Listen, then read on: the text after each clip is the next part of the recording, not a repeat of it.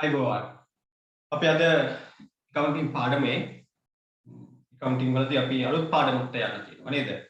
අද අපට ගිණුම්කරණය හා අවශ්‍යතාවය ගැන තවත් සාකච්ඡා කරන්න පොඩි කරුණු කිහිපයක් තියෙනවා. හැබැයි ඒක මම බැලුවේ සමීකරණ පාඩමත් එක්කම ඔයා එක්ක සාකච්ඡා කරනවා කියලා. මම ඔයාලට දැන් ටියුට් එක ෂෙයා කරන්නම්. අපේ ටියුට් එකේ නම් තියෙන්නේ ගිණුම්කරණය හා අවශ්‍යතාවයේ අවසාන කොටස විදියට ඔන්න ඔයාලට මම Google Classroom එකට අප්ලෝඩ් කරලා තිබේ ටියුට් එක ඩවුන්ලෝඩ් කරගෙන print out කරන්නත් පුළුවන්. ඒකෙදී මේ ප්‍රශ්න හතරට අමතරව අපි ප්‍රශ්න තව 3ක් ලියාගත්තා. ලියාගෙන ඒවත් උත්තර ලියාගෙන ඇති දැන්ට. දැන් මෙතෙන්දි මේ කෙටි සටහන් කියලා දුන්නට මේවා කටපාඩම් කරන්න යන්න එපා. පොඩි හැඳින්වීමක් මේකේ නියම නිර්වචනය නෙමෙයි තියෙන්නේ. සමහර තැන්වලදී දැන් උදාහරණයක් වශයෙන් කිව්වොත් ගැනිලි ඒකේ තියෙන්නේ මම පැහැදිලි කිරීමක් විතරයි. ඒ කියන්නේ මගේ වචනයෙන් නියම තාක්ෂණික නිර්වචන දෙලා නැහැ. ඒ නිසා ඔයාලට අදහසක් ගන්න විතරයි මේ කෙටි සටහන් ටික ලබා දීලා තියෙන්නේ. ඒ කියන්නේ දැන් මම ඉස්සරහට ගිණුම් කරන සමීකරණ පාඩම කරද්දී ඒකෙදි මම පාවිච්චි කරන වචන අපි විවහාරයේදී පාවිච්චි කරන අලුත් වචන. ඒ කියන්නේ අපේ ගිණුම් කරන විෂයට විතරක්ම ආවේනික වූ වචන තියෙනවා.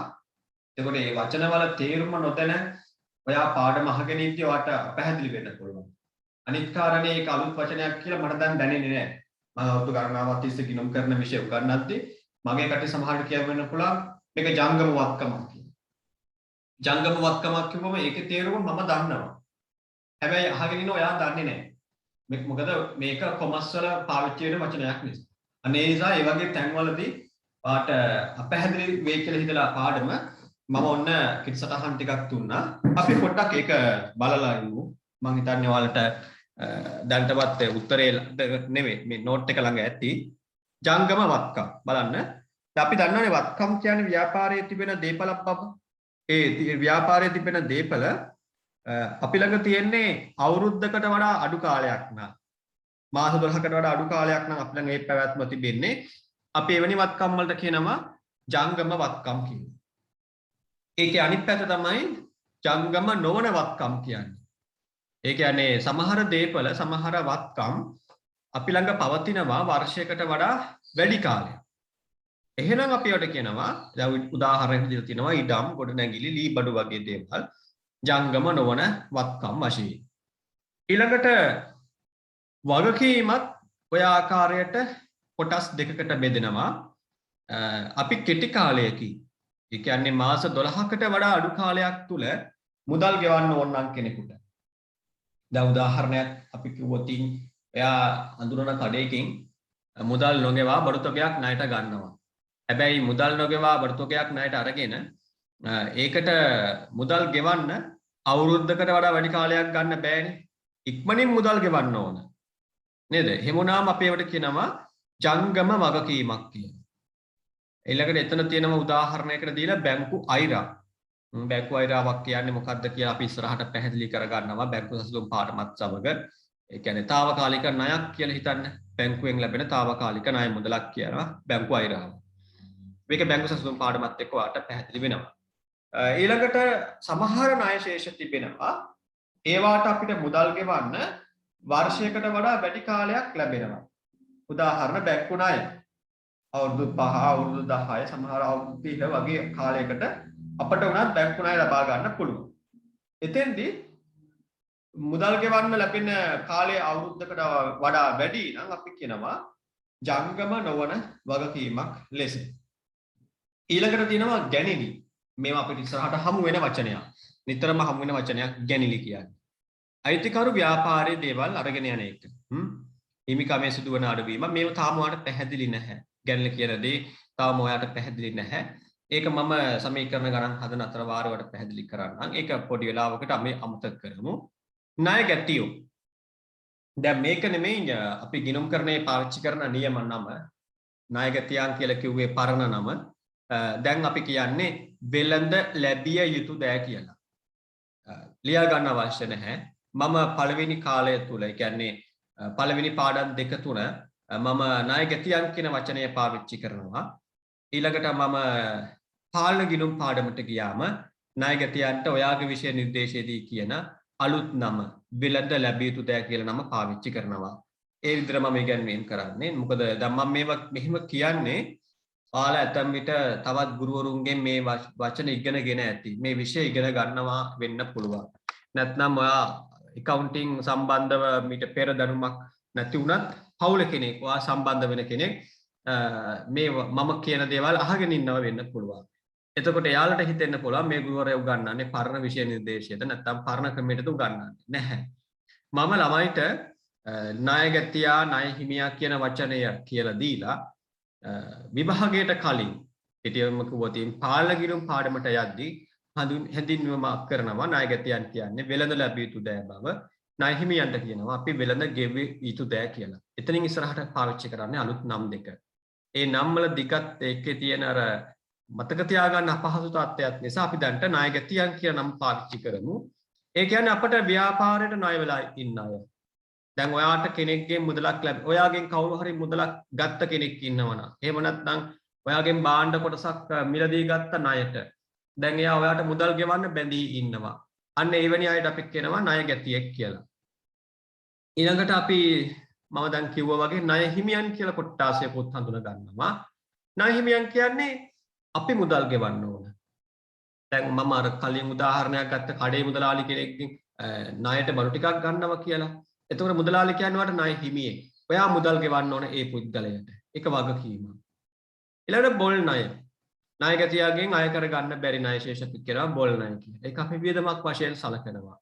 දැන් ලැබෙන්න තියෙන මුදලක් ඒ පුද්ගලයා මිය ගිහිල්ලා නම් බංකොලොත් වෙලා නම් අතුරුදහන් වෙලා නම් නැත්තම් පුද්ගලයා ඉන්නවා පේනවා. නමුත් එයා අපට හිතාමතාම ගෙවීම පැහැර හරිනවා. මුදල් අය කරගන්න බැහැ.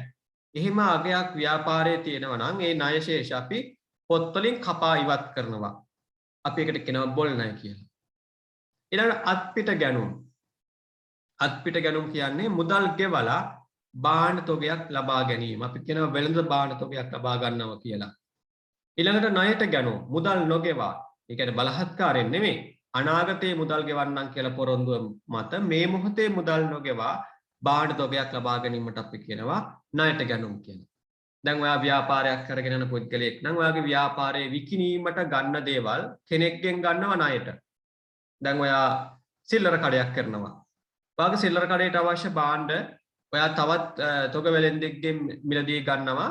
අන්න අපි කියනවා භාණ්ඩ තොගයක් ලබා ගැනීම කියලා. ඒක මුදල් ගෙවා ලබා ගත්තොත් අත්පිට ගැනුම්, මුදල් නොගෙවා මුදල් පසුව ගෙවන්නම් කියලා පොරොන්දුව මත ගත්තොත් ඒක අපි කියනවා ණයට ගැනුම් වශයෙන්. ඊළඟට බඩු තොගය නැත්නම් වෙළඳ තොගය කියලා අපි කියනවා. ඒක හැදින්වීම තියෙනවා නැවත විකිණීම සඳහා ව්‍යාපාරය තබාගෙන තිබෙන දෑ. විකිණීම පිණිස තියාගෙන තියෙන දේවල් අපි කියනවා බඩු තොගය නැත්නම් වෙළඳ තොගය කියලා. ඊළඟට වත්කම් ෂේ වීම. වත්කම් ෂේ වීම, උපචිත වියදම්, චෙක්පත් අගුරු වීම, අයබාර වියදම්, ප්‍රාග්ධන වියදම්, ලාභය, සුද්ධ වත්කම්. ටිකක් ඒ වචන ලොකු වැඩි තාම අපිට නේද? අපිට ටිකක් පැහැදිලි කරගන්න කාලය ගත වෙනවා වැඩි. පාඩම සාකච්ඡා කරන අතර වාරයේදී අපි මේ වචන ගැන අවබෝධයක් ගමු. අපි එහෙනම් වත්කම් ෂේ වලින් පසුව අනිකුත් වචන ගැන කතා කරන එක නතර කරනවා. ඊළඟට අපේ ටියුට් එකේ තිබෙනවා ඔන්න දැන් මේක විෂය නිර්දේශයට අනුකූලවම හදපු විෂය නිර්දේශයේ තියෙන පාඩම් කොටස් වලින් දරුවනේ මම මේ ටියුට් එක හදන්නේ. හැබැයි අර වාගේ ටීචර්ස් ගයිඩ් බුක් එකේ තියෙන ඒ අනුපිළිවෙලට මම පාඩම පෙළ ගස්වලා නැහැ. මට ආවේනික ක්‍රමයකට ඔයාලට තේරුම් ගන්න පුළුවන් පහසු වන ක්‍රමයකට මම මගේ ටියුට් එක පළවෙනි නිබන්ධනයේ විශේෂයෙන්ම හදාගෙන තියෙන්නේ. ඒ අනුව දැන් මගේ ටියුට් එකේ ඊළඟ මාතෘකාව තිබෙනවා ගිණුම් කරන ක්‍රියාවලිය. ලියා ගන්න ඔයාගේ පොතේ මාතෘකාව ගිණුම් කරන ක්‍රියාවලිය.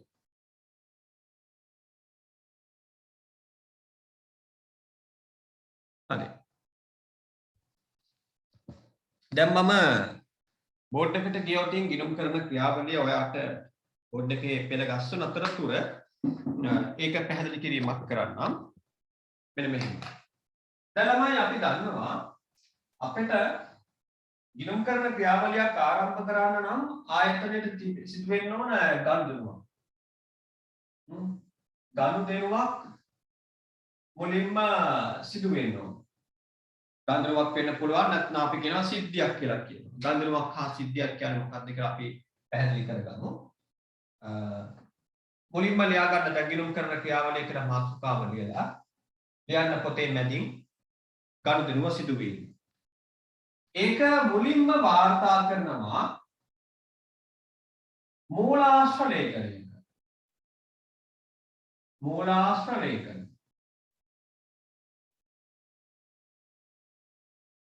ඒකේ බිල් පොතක ලියා ගන්න. දැන් උදාහරණයකට කිව්වොත් අපි බස් එකේ ගමනක් යනවා නම් කොන්දස්තර මහත්මයාට බස් ගාස්තුව ගෙවුවම අපි මුදල් ගෙවුව බවට බස් ටිකට් එකක් ලැබෙනවා නේ. අන්න. අපි සේවය ලබා ගන්න අතර වාරයේ මුදල් ගෙවනවා. බස් රථයේ කොන්දස්තර මහත්මයා මුදල් බාරගත් බවට ඔයාලට දෙනවා ලියවිල්ල. මොකද්ද? මූලාශ්‍ර ලේඛනයක්. ඔයා යනවා සුපර් මාකට් එකට. බාහිර මිලදී ගන්නවා. එතෙන්දී ඒ ආයතනයේ වලට බිලක් නිකුත් කරනවා මුදල් ගෙවුවම. මුලින්ම ආයතනයේ නම, ලිපිනය, දුරකථන අංක ඒ හැම දෙයක්ම මුලින්ම print වෙනවා. ඊළඟට ගාල්දෙනු සිදු දිනය වේලාව පවා නේද? වේලාව පවා සටහන් වෙනවා අර යන්ත්‍රයෙන් එන බිල්පත්ති. ඊළඟට භාණ්ඩ මිලදීගත් ප්‍රමාණය, ඒකක වලින් බාර, ඒකක මිල, වටිනාකම. ඒ හැම දෙයක්ම අවසානයේට අතම ආයතන වල ඒ බිල්පත නිකුත් කළේ මොන ටෙලර්කේ නේද? කැෂියර්ගේ කෝඩ් එක. මොනවාරි අවශ්‍යතාවයකට නැවත විමසීමක් කරන්න ඕනේ. ඒ විදිහට බලුවම ඉතාමත් සාරාංශගතව ඒ කියන්නේ කෙටියෙන් හැබැයි අවශ්‍ය හැම කරුණක්ම එකතු කරලා බිලක් එනවා. ඒ එන්නේ ඒ ගනුදෙනුව සිදු වූ බවට සාක්ෂියක්. ඔයා මුදල් ගෙවුවා මේ භාණ්ඩ මිලදී ගත්තා. ඒක ඔප්පු කරන්න පුළුවන්. සාක්ෂියක් වශයෙන් ඉදිරිපත් කරන්න පුළුවන් දෙයක් තමයි අපි මුලින්ම හදලා තියෙන්නේ. අපි එවැනි ලේඛන වලට කියනවා මූලාශ්‍ර ලේඛන කියලා. දැන් ආයතනය දැන් ඔයා පාරිභෝගික පැත්තෙන් අමතක කරලා දැන් මම කිව්වනේ පළවෙනි දවසේම ගිණුම් කරන විෂය ඉගෙන ගනිද්දී ඔයා ආයතනයක ඇකවුන්ටන්ට් කෙනෙක් වශයෙන් සේවය කරනවා කියලා හිතන්න ඕන. එතෙන්දී අර ආයතනයට බිල් ටිකක් තියාගෙන බෑ ගිණුම් හදන්න යන්න. පොල කෑලි ටිකක් තියෙනවා. එයා නිකුත් කරන බිල් ටික නම් අනුපිළිවෙලට ඒ පොතේම කාබන් කොපි එක විදිහට තියෙන්න පුළුවන්. හැබැයි ආයතනයත් මුදල් ගෙවනවානේ. ආයතනය තවත් ආයතන සමග ගනුදෙනු කරද්දී වෙනත් ආයතන වලින් අපිට බිල් ලැබෙනවා. ඔයා භාණ්ඩ මිලදී ගන්න. ඔයා මුදල් ගෙවීම. එතෙන්දී ආයතනයට පැත්තෙන් මුදල් වෙනුවෙන් බිල් එකතු කර ගන්න ඕන. ඒ බිල් එහෙම එකතු කරගෙන තියාගෙන ගිණුමක් හදන්න යන්න අමාරුයි. නැති වෙන්න පුළුවන්. නැත්නම් දැන් බස් ටිකට් නම් අර මැෂින් එකෙන් එන බස් ටිකට් එක නම් අපි දන්නවා නේද ටැක්ස් එකෙන් එන අර print out එක වගේ මැකෙනවා. ස්ථීන්ත ඉවත් වෙනවා මාසයක් වගේ යද්දී. එහෙනම් මේ වගේ ලේඛන තියාගෙන මූලාශ්‍ර ලේඛන තියාගෙන අවුරුදු ගණන් ගත වෙන ගිණුමක් හදන්න බෑ. එහෙනම් මේ මූලාශ්‍ර ලේඛන වල තොරතුරු අපි තවත් තැනකට විධිමත්ව ගොනු කර ගන්න ඕනේ. අපි ඒ තැනට කියනවා මූලික සටහන් පොත්.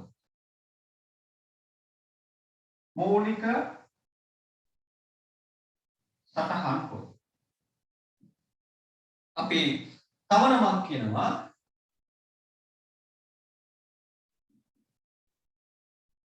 උපයෝගී පොත්. මූලික සටහන් පොත් නැත්නම් උපයෝගී පොත් කියලා කියනවා. ඒ උපයෝගී පොත්වල දැන් මෙතනදී ළමයි නායක භාණ්ඩ අලෙවි කළොත් ඒක ලියනවා එක පොතක්. මුදල් ගෙවා භාණ්ඩ අලෙවි කළොත් ඒක ලියනවා තවත් පොතක්. ඊළඟට ඔයා භාණ්ඩ ණයට ගත්තොත් ඒක එක පොතක්. මුදල් ගෙවා භාණ්ඩ ගත්තොත් තවත් පොතක්. ඊළඟ ඒ වගේ අර ආයතනයේ එක් එක් ගනුදෙනු වර්ග වෙනුවෙන් වෙන් කරපු පොත් තියෙනවා. එක පොතක් ගත්තොත් ඒකේ තියෙන එක වර්ගයක ගනුදෙනු පමණයි. ඒ ආකාරයට අපි අර මූලාශ්‍ර ලේඛනවල බිල් පොල කැලේ වල ලියාගත් දේවල් විධිමත්ව වර්ග කරගන්න. ඊට පස්ව අපි ඒක ඔන්න ගෙනියනවා ගිණුම් වලට. අපි ඒකට කියනවා ගිණුම් කියන පොතට අපි කියනවා ලෙජර් එක. ලෙජර් එක. ඒ කියන්නේ ආලා දැන් තව දවස් කිහිපයක ඉගෙන ගන්නවා. හර බැර. අර කොමර්ස් කරපු අය දන්නවා අපි ඉගෙන ගන්නවා වගේ මේ ආකෘතිය නේද? T ගිණුම් ආකෘතිය. දැන් O level පන්තියේදී නම් අපි ගිණුමක සම්පූර්ණ ආකෘතියම රෝල් කරනවා. දිනය විස්තරය සංගල පිටුව වටනාකම කියනවා. A level ක්ලාස් එකේදී ගිණුම් කරන ඉගෙන ගනිද්දී සම්පූර්ණ ආකෘතිය ගිණුමක රෝල් කරන්න අවශ්‍යයි. හැර වගේ T අකුරක්, කැපිටල් T අකුර වගේ ආකෘතියක් රෝල් කරගත්තම ප්‍රමාණවත්. ඒ T ගිණුම් තිබෙන පොතට අපි කියනවා ලෙජර් එක. දැන් මූලික පොතේ තිබූ තොරතුරු අපි ගෙනියනවා කොහොමද ලෙජර් එකට. ඊළඟට දැන් මේක මම කියලා කරන වාරයක් පොතේ ලියා ගන්න. ලෙජරේ තොරතුරු අපි ගෙනියනවා ඉර මම දැන් මේ කියන ටික ලියා ගන්න එපා. තව වාර මැදින් ලියා ගන්න දේවල් තියෙනවා. ශේෂ පිරික්සුම. ශේෂ පිරික්සුම. ලියා ගන්න එපා. හැබැයි මේ ශේෂ පිරික්සුමට ගෙනියන අතර වාරයේදී ඔට වැරදි නිවැරදි කිරීම කරන්න වෙනවා. ඒ වගේමයි සසඳුම් ප්‍රකාශන සකස් කරන්න තිබෙනවා. සසඳුම් ප්‍රකාශන. ඒ වගේමයි ඔයාට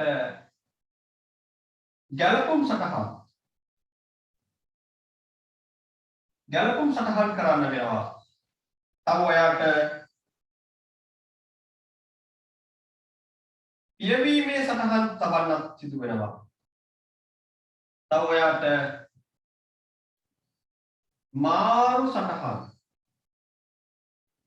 තබන්නත් වෙනවා.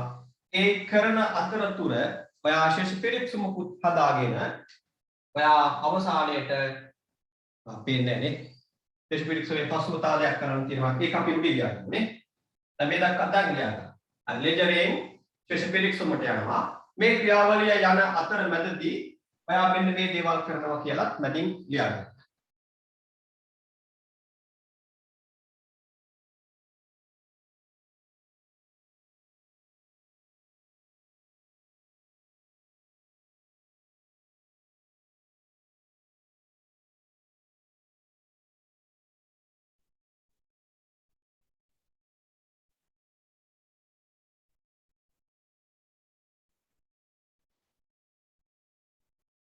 හරි. ඊළඟට අපි ශේෂ පිරික්සුම දැන් ඇත්තටම සමහර විට ශේෂ පිරික්සුම හදලා ඉවරුණායින් පසු තමයි අපි මාරු සටහන් තබන්නේ. පියවීම සටහන් තබන්නේ. නියම අනුපිළිවෙල මෙතන නැහැ. නමුත් ඒ සිදුවන ක්‍රියාවල එකට සිදුවන නිසා මම මේ මැදට ගත්තා.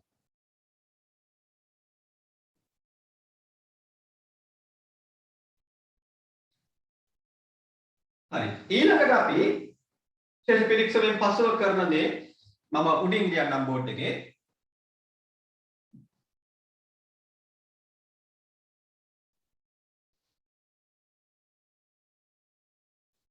ශේෂ පිරික්සම හදලා ඊළඟට අපි යනවා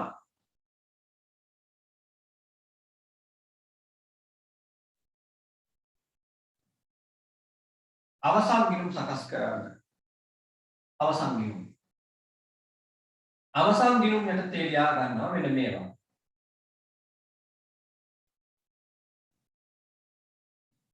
ආදායම් ප්‍රකාශන.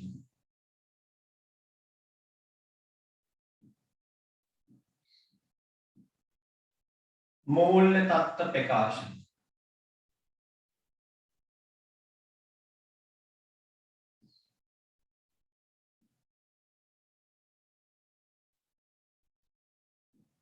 හිමිකම වෙනස් වීමේ ප්‍රකාශන.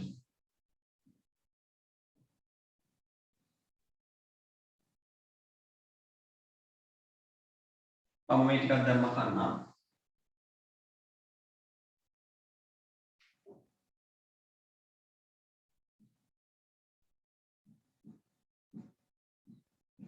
මුදල් ප්‍රවාහ ප්‍රකාශන. මේ අපි 13 වසරේදී සමාගම් ගිණුම් පාඩමේදී ඉගෙන ගන්න දේවල්.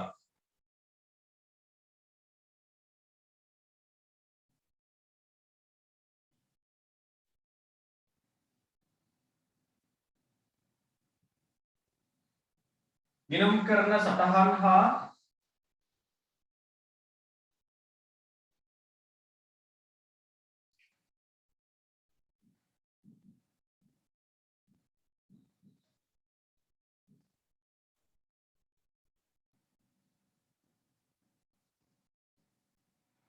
ගිණුම් කරන සටහන් හා ප්‍රතිපත්ති පිළිබඳ ප්‍රකාශ. මෙය තමයි අපි අවසන් ගිණුම් සකස් කරනවා කියලා හදන්නේ. අවුරුද්ද අන්තිමට. අන්න ගිණුම් කරන ක්‍රියාවලියේ අවසන් ගිණුම් සකස් කිරීම දක්වා අපි ආවා. ඉන් පසුවත් තියෙනවා අර්ථකථනය සහ විග්‍රහය, තොරතුරු සංවේදනය කිරීම ආදී වශයෙන් විස්තරාත්මකව ගිණුම් කරන ක්‍රියාවලිය. ඒකත් ලියගමුනේ. අවසන් ගිණුම් සකස් කරනවා. අවසන් ගිණුම් දෙකට තමයි මේවා හදනවා කියලා පහක් ලියගත්තා. ඊළඟට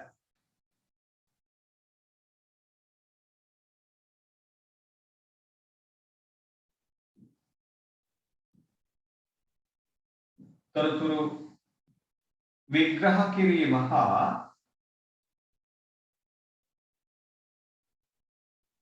සංනිවේදනය අවසානයේට ගබඩා කිරීම. අන්තිමට ලියාගන්න ගබඩා කිරීම කියලා එක පේන්නේ නැහැ. තොරතුරු විග්‍රහ කිරීම හා සංනිවේදනය යකින්ම ලියනවා තොරතුරු රැස් කර ගැනීම නැත්නම් ගබඩා කිරීම.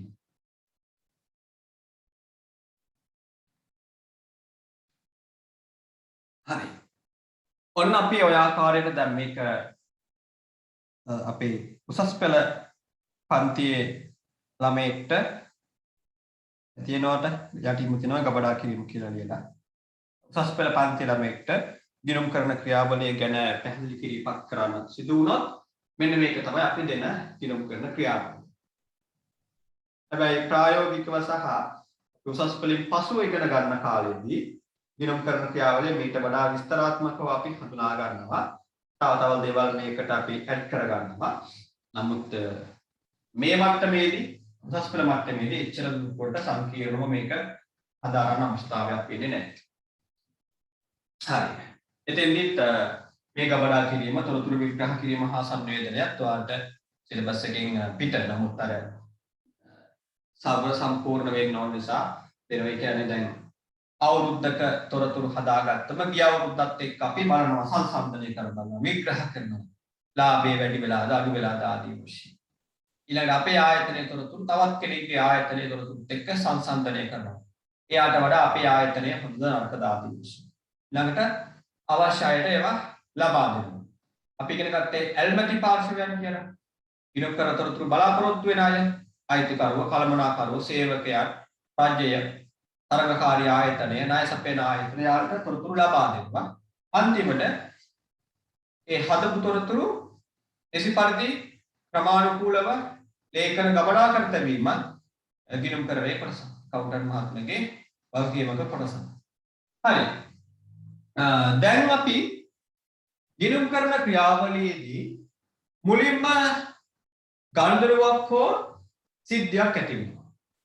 දැන් මෙතෙන්දී ගණ්ඩරුවක් කියන්නේ කළමනාකාරීත්වයේ, ඒ කියන්නේ ආයතනය පාලනය කරන අයගේ අනුමැතිය සහිතව කළමනාකාරීත්වය දැනගෙන සිදුවෙන දෙයක්. දෙපාර්ශ්වයක් අතර සම්පත්ව මාරු වීම. දැන් උදාහරණයකට කිව්වොත් ආයතනයේ සේවකයාට වැටුප් ගෙවීම, ඒක කළමනාකාරීත්වයේ අනුගමනයක් ඇතුව වෙන දෙයක්. නේද? සේවකේ බඳවා ගැනීම කළමනාකාරීත්වයෙන් කරනවා. සේවකයට ගෙවන වැටුප තීරණය කිරීම ආයතනයේ කළමනාකාරීත්වය කරන්නේ. වැටුප් ගෙවන්නේ කවදද කියලා තීරණය කිරීම ආයතනයේ කළමනාකාරීත්වයේ දැනුම ඇතුව කරන්නේ. එයාලා දැනගෙන කරනවා. හැබැයි ආයතනයේ භාණ්ඩ තොගයක් ගින්නෙන් විනාශ වීම, ගින්න තියෙනව නෙමෙයි, ගින්නෙන් හදිසියෙ ගින්නක් ඇති වෙලා විනාශ වෙනවා. ඒක කළමනාකාරීත්වය අනුමැතියකින් කරන දෙයක් නෙමෙයි. හැබැයි ආයතනයට ඒක බලපානවා. අන්න ඒක සිද්ධිය. ගම් වතුර ගලනවා. ගම් වතුර ගලලා අපේ ගබඩාව සම්පූර්ණයෙන්ම යට වෙලා බඩු තුගේ විනාශ වෙනවා. යාත්‍ර සූත්‍ර විනාශ වෙනවා. ඒක අපට පාඩුවක්. නේද? අපේ යාත්‍ර විනාශ වීමට ලොකු පාඩුවක්. ඒ අලුත් අඩියා කරගන්න සමහර අය අලුතෙන්ම ගන්න වෙනවා. අපට සිදු වූ පාඩුව අපි කියනවා ඒක සිද්ධියක් කියලා. ඇයි? ගම් වතුර ගලන්න අපෙන් අවසර ගත්තද? දවස් කීයක් වතුර අල්ලගෙන ඉන්නද කියලා අපෙන් අහුවද කවුරුවත් නැහැ. ඉබේ සිදු වුණා. කල්පනාකාරීත්වය අනුමැතියකින් තොරව. අන්න ඒවා අපි කියනවා සිද්ධීන් කියලා. එහෙනම් අපි ගන්ධර්වක් හා සිද්ධියක් කියන්නේ මොකක්ද කියලා දන්නවා. දැන් කෙනෙක්ගේ භාණ්ඩ මිලදී ගැනීම ගන්ධර්වක්. නේද? ආයතනයේ කලබලකාරීත්වය තීරණය කරන්නේ මේ ආයතනයේ අපි භාණ්ඩ මිලදී ගන්න ඕනේ කියලා. කොහොමද ප්‍රමාණයද මිලදී ගන්න කියලා. එහෙනම් ඒක ගන්ධර්ව. ඒක ගන්ධර්වක්. ඒ කියන්නේ කලබලකාරීත්වය අභිමතිය පරිදි එකඟතාවය පරිදි අනුමැතිය ඇතුව කරන දේ. ඒ හරහා අපේ දේවල් අඩු වැඩි වෙනත් ඕනේ. ඒ කියන්නේ ව්‍යාපාරික සම්පත් එළියට ගලාගෙන යන්නත් ඕනේ. මුදල් ගෙවන වල ගන්ධර්වක් කරනවා. ඊට අමතරව වෙනත් දෙයක් අපිට ලැබෙන්නත් ඕනේ. ඒ ආකාර අපි කියනවා සම්පත්වම. දැන් එතකොට අපි මේක නිර්වචනයකට ගත්තොත් කලවනාකාරීත්වයේ එකඟතාවයේ සහිතව දෙපාර්ශ්වයක් අතර සම්පත් හුවමාරු වීමක් අපි කියනවා ගනුදෙනුවක් කියලා. මේව ලියා ගන්න අවශ්‍ය නැහැ. කලමනාකාරීත්වයේ එකඟතාවයකින් තොරව ආයතනයේ වත්කම් වගකීම් නැති කරන බලපෑමකට කියනවා සිද්ධියක් කියලා. අපි අවශ්‍ය වෙලාවට මේව ලියා ගමු. දැන් මම අවශ්‍ය වෙන්නේ නැහැ. හරි. දැන් මේ දේවල් අපි මුලින්ම ලියා ගන්නවා කිව්ව කොහේද? මූලාශ්‍ර ලේඛන. හරිද? දැන් ඔන්න අපේ ටියුට් එකේ තියෙන කොටසට ගියොත් අපි ඉගෙන ගන්නවා මූලාශ්‍ර ලේඛනයක් කියන්නේ.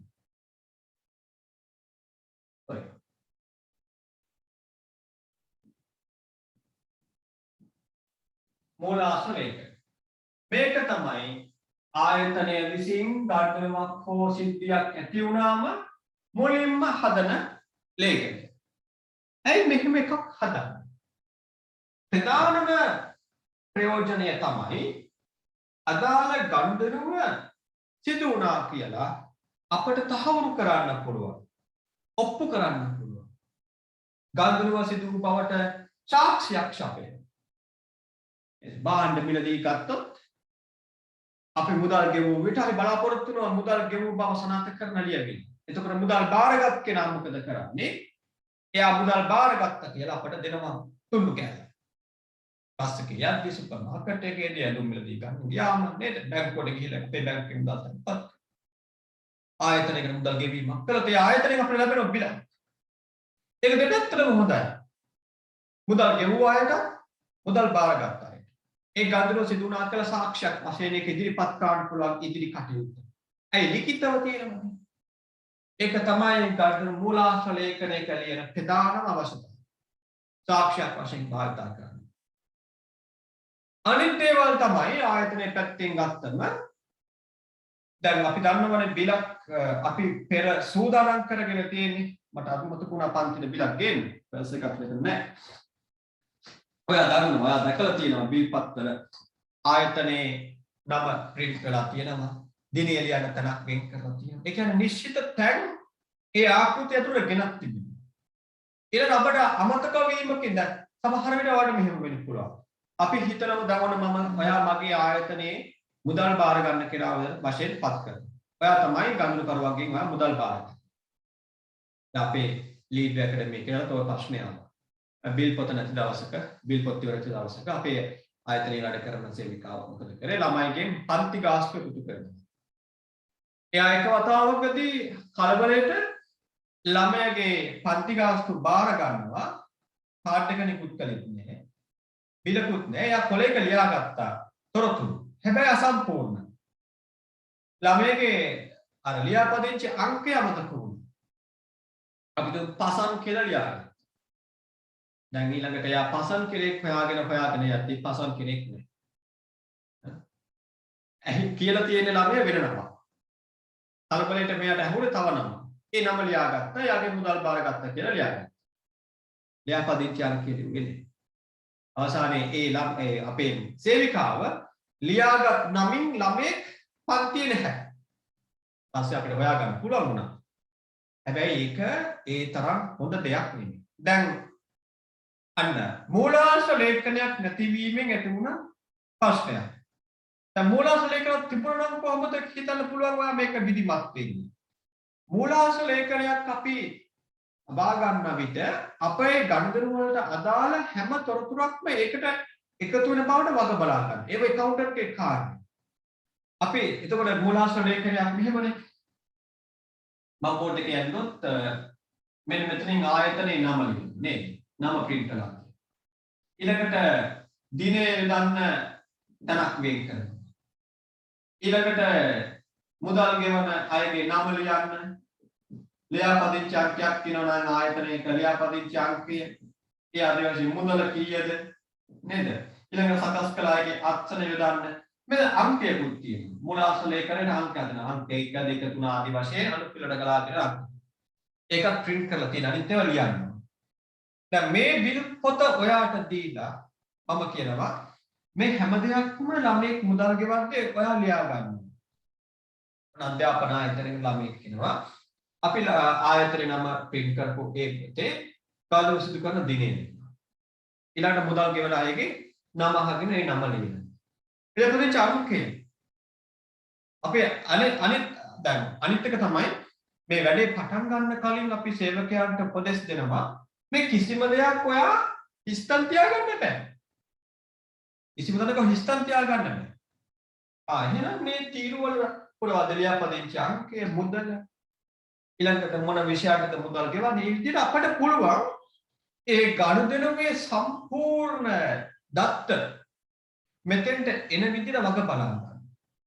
එකයි මම කිව්වේ නිර්වචනයේදී ගිණුම්කරණයේ නිර්වචනය බලන්න පළවෙනි ප්‍රශ්නේ ගිණුම්කරණයේදී අපි තොරතුරු රැස් කිරීම වාර්තා කිරීම වර්ග කිරීම රැස් කරන්න අපි මේ වගේ පෙර සූදානමක් තියාගන්න. අපේ සේවකයන් පුහුණු කරනවා අවශ්‍ය පරිදි ලේඛන හදාගන්න. දැන් මූලාශ්‍ර ලේඛන ඒ ගණ්ඩුරුවෙන් ගණ්ඩුරට වෙනස්. ආයතනෙන් ආයතනට වෙනස්. අපේ අධ්‍යාපන ආයතනයකට අවශ්‍ය විදිහට තමයි අපේ මූලාශ්‍ර ලේඛන. දැන් සිල්ලර කඩේ කරන නැත්නම් තොගවල ව්‍යාපාරිකයෙක් නම් මොකද කරන්නේ? එයාට ලියාපදිංචි අංක නැහැ ගණ්ඩුරු කරුවන්ට දීලා. එයා ඉතින් මොනවද කරන්නේ? ව්‍යාපාරේ නම ලියනවා. ලිපිනය, දුරකථන අංක, මෙතනින් මූලාශ්‍ර ලේඛනයේ අංක ඒවා සටහන් කරලා ඒ දිනය ලියනවා. ඊපස්සේ ගණ්ඩුරු කරුගේ නම ඊළඟට එයාගේ දුරකථන අංක ඊළඟට බාහිර පිළිබඳ විස්තර මොනවද ගත්තේ? සීනි කොපමණ කිලෝග්‍රෑම් ප්‍රමාණයද? කිලෝ 10ක්. කිලෝග්‍රෑම් එක මිල. මම දන්නේ නැහැ දැන් සීනි ගණන්. රුපියල් 100ක් ගානේ තොග ගත්ත කෙනෙක් යන වටිනාකම. ඒ වගේ තොරතුරු ඒ ව්‍යාපාරිකයට අවශ්‍ය තොරතුරු එකතු කර ගන්නවා. ඒ කියන්නේ මම කිව්වේ ගනුදෙනු වල ස්වභාවය අනුව අපට පුළුවන් අපේ මූලාශ්‍ර ලේඛනවල ඒ තැන් හදාගන්න. එහෙනම් දැන් මම කියවන මූලාශ්‍ර ලේඛනයක් සකස් කිරීමේ ප්‍රධාන ප්‍රයෝජනය මොකක්ද? ගනුදෙනු සිදු වූ බවට ලිඛිත සාක්ෂියක් වශයෙන් බාහිර කරන්න පුළුවන්. අනිත් එක තමයි මේ ආකාරයට පුළුවන් ගනුදෙනු දාල හැම තොරතුරක්ම අවශ්‍ය හැම තොරතුරක්ම එක්රැස් කරගන්න. ඒ විතරක් නෙවෙයි මේක ඉක්මනින් කරනවා. හරි සමහර දේවල් print කරගෙන තියෙනවා. කල්පනා කර කර දැන් මොනවද තව මම ඔයාගෙන් අහන්නේ? ඔයාගේ ලිපිනය කියන්න තව එහෙම ඕනේ නැහැ කල්පනා කරන්න සේවකයෝ. මේ තීරු ටික පුරවගෙන යන්නයි තියෙන්නේ. අනිත් පැත්තෙන් අනවශ්‍ය වැල්වටාරක් ලියන්නෙත් නැහැ අනවශ්‍ය දේවල් ලියවෙන්නෙත් නැහැ. එතෙන්දි මොකද වෙන්නේ? කස්ටමර් සහ ඔයා අතර තියෙන අර ගත වෙන කාලය ඉක්මනින් ගත වෙන කාලය අඩුයි. ඉක්මනින් ගනුදෙනු නිමා කරන්න පුළුවන්. නේද? දැන් බැංකුවකට ගියොත් බැංකුවකට යද්දී බැංකුවට ගිහිල්ලා අපි මුදල් තැන්පත් කරනවා නම් අපට දෙනවා තැන්පතු පත්‍රිකාව. ඒකේ අපි දිනය ලියන්න ඕන. තැන්පත් කරන මුදල ලියන්න ඕන. ගිණුම් අංකයේ ගිණුම් බැගේ නම, තැන්පත් කරන අයගේ නම ලිපිනේ හැම දෙයක්ම ලියාගෙන තමයි අපි එතෙන්ට යන්නේ. කස්ටමර් භාගයක් පුරවනවා නේද? එතකොට බැංකු නිලධාරීන්ට මොකද තියෙන්නේ? මුදල් භාර අරගෙන ඒ ලියු තොරතුරු වල නිවැරදිභාවයට හරු කරලා ඒක මැෂින් එකට දානවා කස් සද්දයක් කරලා print උනා අපිට දුන්න මෙන්න කාබන් කොපි එක තියාගන්න. අන්න. ගණන ඉක්මනින් නිම කරන්න පුළුවන්. සම්පූර්ණ කරන්න. ඒක දෙපැත්තටම හොඳයි. ආයතනයකට ගණන කරුවෝ රාශියක් එනවා. ගණන කරුවා ඉක්මනින් යවන්න පුළුවන් නම් ආඩ පුළුවන් ආයතන පැත්තෙන් පුළුවන් ගණන කරන වේගය වැඩි කරලා සේවකයාගේ කාලය ඉතිරි කරගන්න. අනිත් පැත්තෙන් ගාන්ධර කරුණක් හරි තෘප්තිමත් නේද? ගෙදරට දැන් හිතන්න අපි ගෙදර ඉද්දි කොයි තරම්නම් කාලේ නාස්ති කරනවද? අම්මැලිකමට නේද? උදේ නැගිටලා දැන් ඔයාලම හිතන්න. දැන් අද වුණත් එහෙම දෙයක් වුණානේ. හැමදාම ගිනුම් කරන පන්තිය පටන් ගන්න උදේ 8ට බව ඔයා දන්නවා.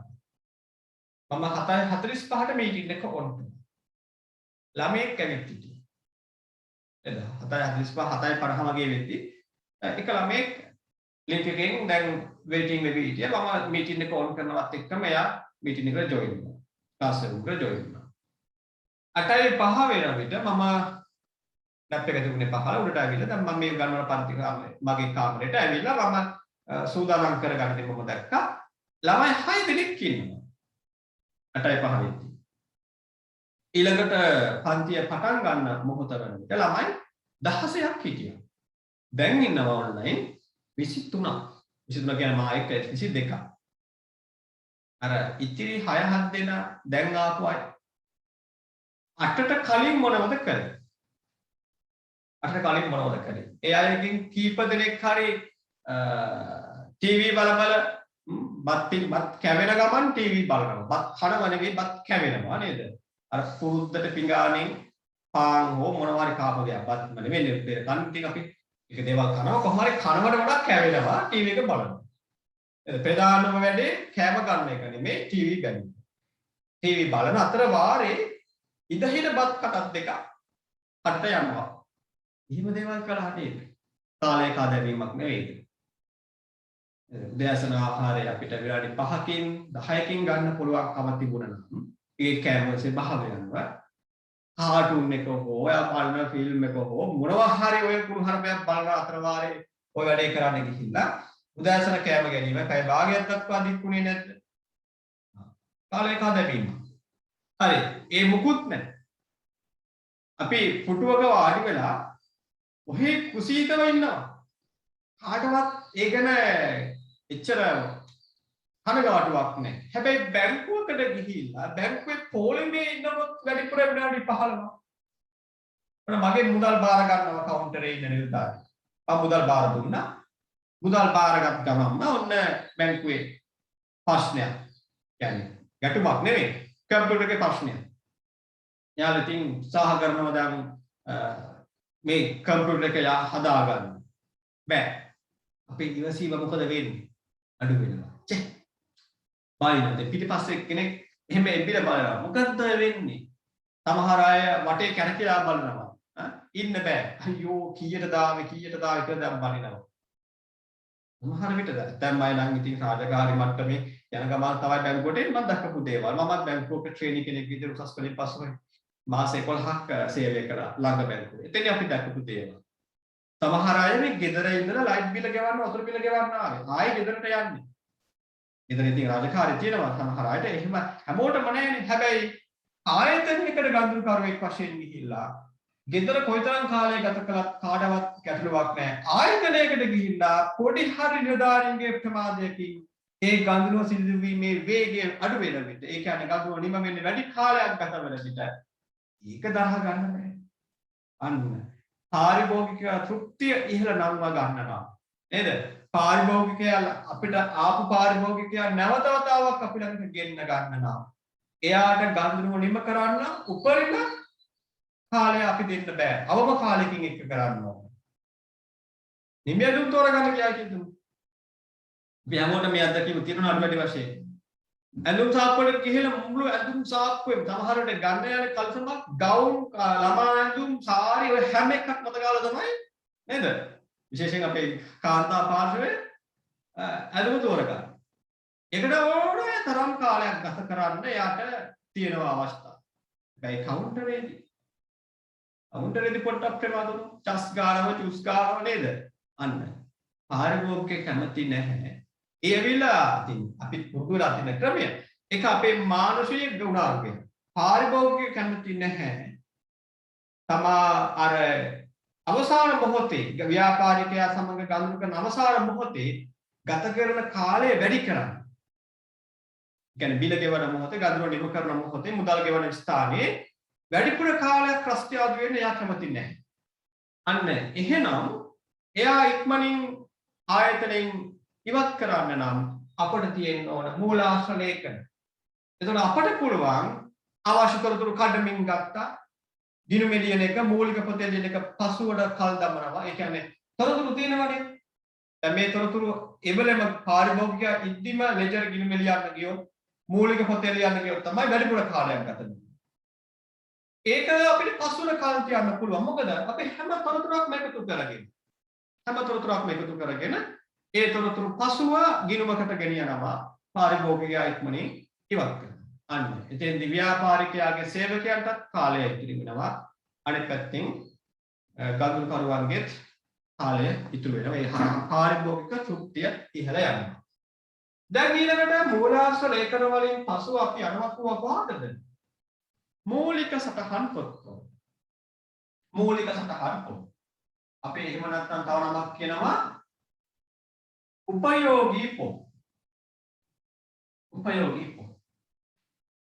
දැන් සාමාන්‍යයෙන් මේ හැම ගනුදෙනුවක්ම මූලාශ්‍ර ලේඛනයකින් පසුව උපයෝගී පොතකට යන්න ඕන කියලා නීතියක් නැහැ. නීතියක් නැහැ. හැබැයි රීතියක් තියෙනවා. නීති සහ රීති කියලාම දෙකක් තියෙනවා. අපි කියනවා යාර යුගල පදයක් නේද? නීති රීති ඊටම හරම් යාන වාහන ඒ වගේ නීති රීති. නීති වලට වඩා රීති එතරම්ම ශක්තිමත් නැහැ. රීතින් අපි කැඩුවා කියලා කඩ කළා කියලා ගැටලුවක් වෙන්නේ.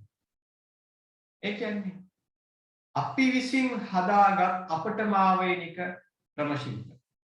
දැන් අපේ රටේ මේ මම නම් ඔයා කොහොමද දන්නේ නේද? ඔයා සමහර විට නොවෙන්න පුළුවන්. මේ මම නම් අනේ බත් කන්නේ අති. වැඩිපුරම කන්නේ බත්. ගමෙන් ආපු කෙනෙක් හම්බන්තොට ගෙනෙක් නේද? තාත්තලාට කුඹුරු තිබුණා. ඉතින් අපේ ගෙවල් වල තින් ඔය වෙන වෙන කෑම ಜಾති වලින් වේලක් ෂේප් කරගන්න එක පාන් කාලරයට හරි උදේට හරි වේල ෂේප් වෙන එක ටිකක් අඩුයි. දැනුත් එහෙමයි. ඉතින් ඒ පුරුද්ද සමහර තුන් වේලම බත්ම කන්නේ අති. දකුණු අතින් කන්නේ. අදිසියවත් කෙනෙක් වමතින් කෑවු චික්කේ අපියි නේද? අපේ දකුණු අතට වඩා වම් අත අපිරිසුදු තියා ගන්නවද?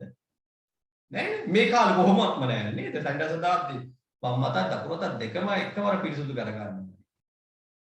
සමහරවිට අත් සෝදද්දී එක අතක් දකුණු අත වැඩිපුර සෝදලා වම් අත අඩුවෙන් සෝදනවද? මම කියන්නේ නෑ වෙන දෙයක් කියන්නේ නෑ. ඔයාලා දන්නවා. මොනවා හරි දෙයක් කරාට පස්සේදී අපි වම් අත අපිරිසුදුව තියා ගන්නවද? දකුණු අතට වඩා නෑ. බමනන්නේ. නේද? අපට අවශ්‍ය නම් දකුණු අතින් කෑම කනවා වගේ වම් අතින් කන්නත් පුළුවන්. නේද? ඒකේ වෙනම පුළු අමුතුවෙන් හැදෙනවා කියලා එකක් නැහැ. හැබැයි වම් අතින් කන කෙනෙක් දැක්කොත් වම් අතින් ලියන අය ඉන්නවා. නේද? වම් අතින් ලියන අය ඉන්නවා. ෂර්. ඔය වම් අතින් ලියන්නේ කියලා කියලා හැබැයි ඉතින් අර පන්ති කාමරේ එක පේලියක කෙනෙක් වම් අතින් අනිත් කෙනා දකුණු අතින් ලියන්න ගත්තොත් නම් ඔන්න එතන ගැටුමක් එනවා. සමහර වම් අතින් ලියන අය පේලියක කෙළවරේ වාඩි වෙනවා. ඒක ගැටුමක් නෑ. ඒක විරල අවස්ථාවක්. ඒ දිහා අනිත් අය බලනවා ඔයා නේද කියලා බලනවා. හැබැයි එයා මේ අතින් කෑම අපෝ කියලා කියනවා. සමහර විට අර පාසලේ හවුලේ කෑම කන්න තැනක ඒක සමහර අය විහිළු කරනවා වෙන්න පුළුවන්. ඇයි එහෙම තත්ත්වයක්? අපි පොදු පිළිගැනීමක් හදාගෙන තියෙනවානේ. හුරු අතින් කෑම කන්න කියලා කිව්වොත් දකුණු හුරු අතින් කෑම කන්න කියලානේ කියන්නේ. ඒකගේ දකුණු අත හුරු නැත්නම් ඒක කන්නවල නමුතින්. හැබැයි ඒක අපේ සමාජයට ගියාම අපි හදාගෙන තියෙනවා රීතියක්. රීතියක් හදාගෙන. හුරු අතින් කෑම කන්න කියලා වෛද්‍යවරු කියද්දි අපි ඒක දකුණු අතින්ම කන්න ඕන කියලා හදාගත්තා. හැබැයි දකුණු අතින් කෑවේ නැහැ කියලා ඒක වරදක් වෙනවද? නැහැ. කඩ කරන්න පුළුවන් අවශ්‍ය නම්. හැබැයි කඩ වෙන අවස්ථාවන් අඩුයි. අපේ දෙමාපියන් අපි දැකලා තියෙනවා පුංචි කාලෙදී දරුවන් වමතින් කෑම ගන්නදී පුතා ඔක කරන්න එපා දකුණු අත පෙළගෙන මේකෙන් කෑම ගන්න කියලා පුංචි කාලෙම එයා ගත්ත පුරුද්ද. අන්න අපි විසින් අපටම හදාගත්ත පොදු එකඟතාවයක් ප්‍රීතියක් ගිණුම්කරණයේදීත් ඒ වගේ දේවල් තියෙනවා. අද එකක් ඉගෙන ගන්නවා උපයෝගී පොත් කියන. දැන් තව දේවල් තියෙනවා. ගිණුම්කරණයේදී දීප්ත සටහනක් ලියන දේ තැනකදී පොදු ජර්නලයේ ඒ වගේ තැන් තියෙනවා ගිණුමක් තුලනය කරන විට අපි අපටම ගොඩනගාගත්ත නීති. ඒ කියන්නේ පොතක ව්‍යවස්ථාවක ආණ්ඩුක්‍රම ව්‍යවස්ථාවේ හෝ වෙනත් නීතියේ පනතක ඒව නැහැ කරන්න යුතුයමයි කියලා නැහැ. ඒ කියන දේවල් කඩ කළා කියලා ගැටලුවකුත් නැහැ. හැබැයි කඩ කරන්නේ නැහැ. අන්න උපයෝගී පොත් ඒ වගේ දෙයක්. මූලාශ්‍ර ලේඛනයක ලියූ තොරතුරු උපයෝගී පොතක ලියන්නම කියලා නීතියක් නැහැ. හැබැයි අපි ලියනවා. පොදු එකඟතාවයක් වශයෙන්. එතෙන්දි මම අර කලින් කිව්වා වගේ මේ උපයෝගී පොත් ළමයි වර්ග වෙනවා. ණයට විකුණුම් කළ එක උපයෝගී පොතක්. අපි ඒකට කියනවා විකුණුම් ජර්නලය කියලා. අර්පිත මුදලට ඒ කියන්නේ මුදල් අය කරලා විකුණුම් කළ වෙනත් උපයෝගී පොතක්. අපි ඒකට කියනවා මුදල් ලැබීම් ජර්නලය කියලා. ඒ විදිහට ඒ ගණන් හැමෙනුවෙන් වෙන වශයෙන් උපයෝගී පොත් මූලික සටහන් පොත් තියාගන්න. දැන් ඔන්න ඔයා මූලාශ්‍ර ලේඛන ගැන දන්නවා උපයෝගී පොත් ගැන දන්නවා. මම දැන් ටියුට් එක ෂෙයා කරන්නම්. ඒ දෙකම සම්බන්ධ කරලා මම එක පිටුවකට අරන් තියනවා වගුවකට අරන් තියනවා අපේ පාඩමේ සාරාංශය. අපි දැන් ඒක බලමු.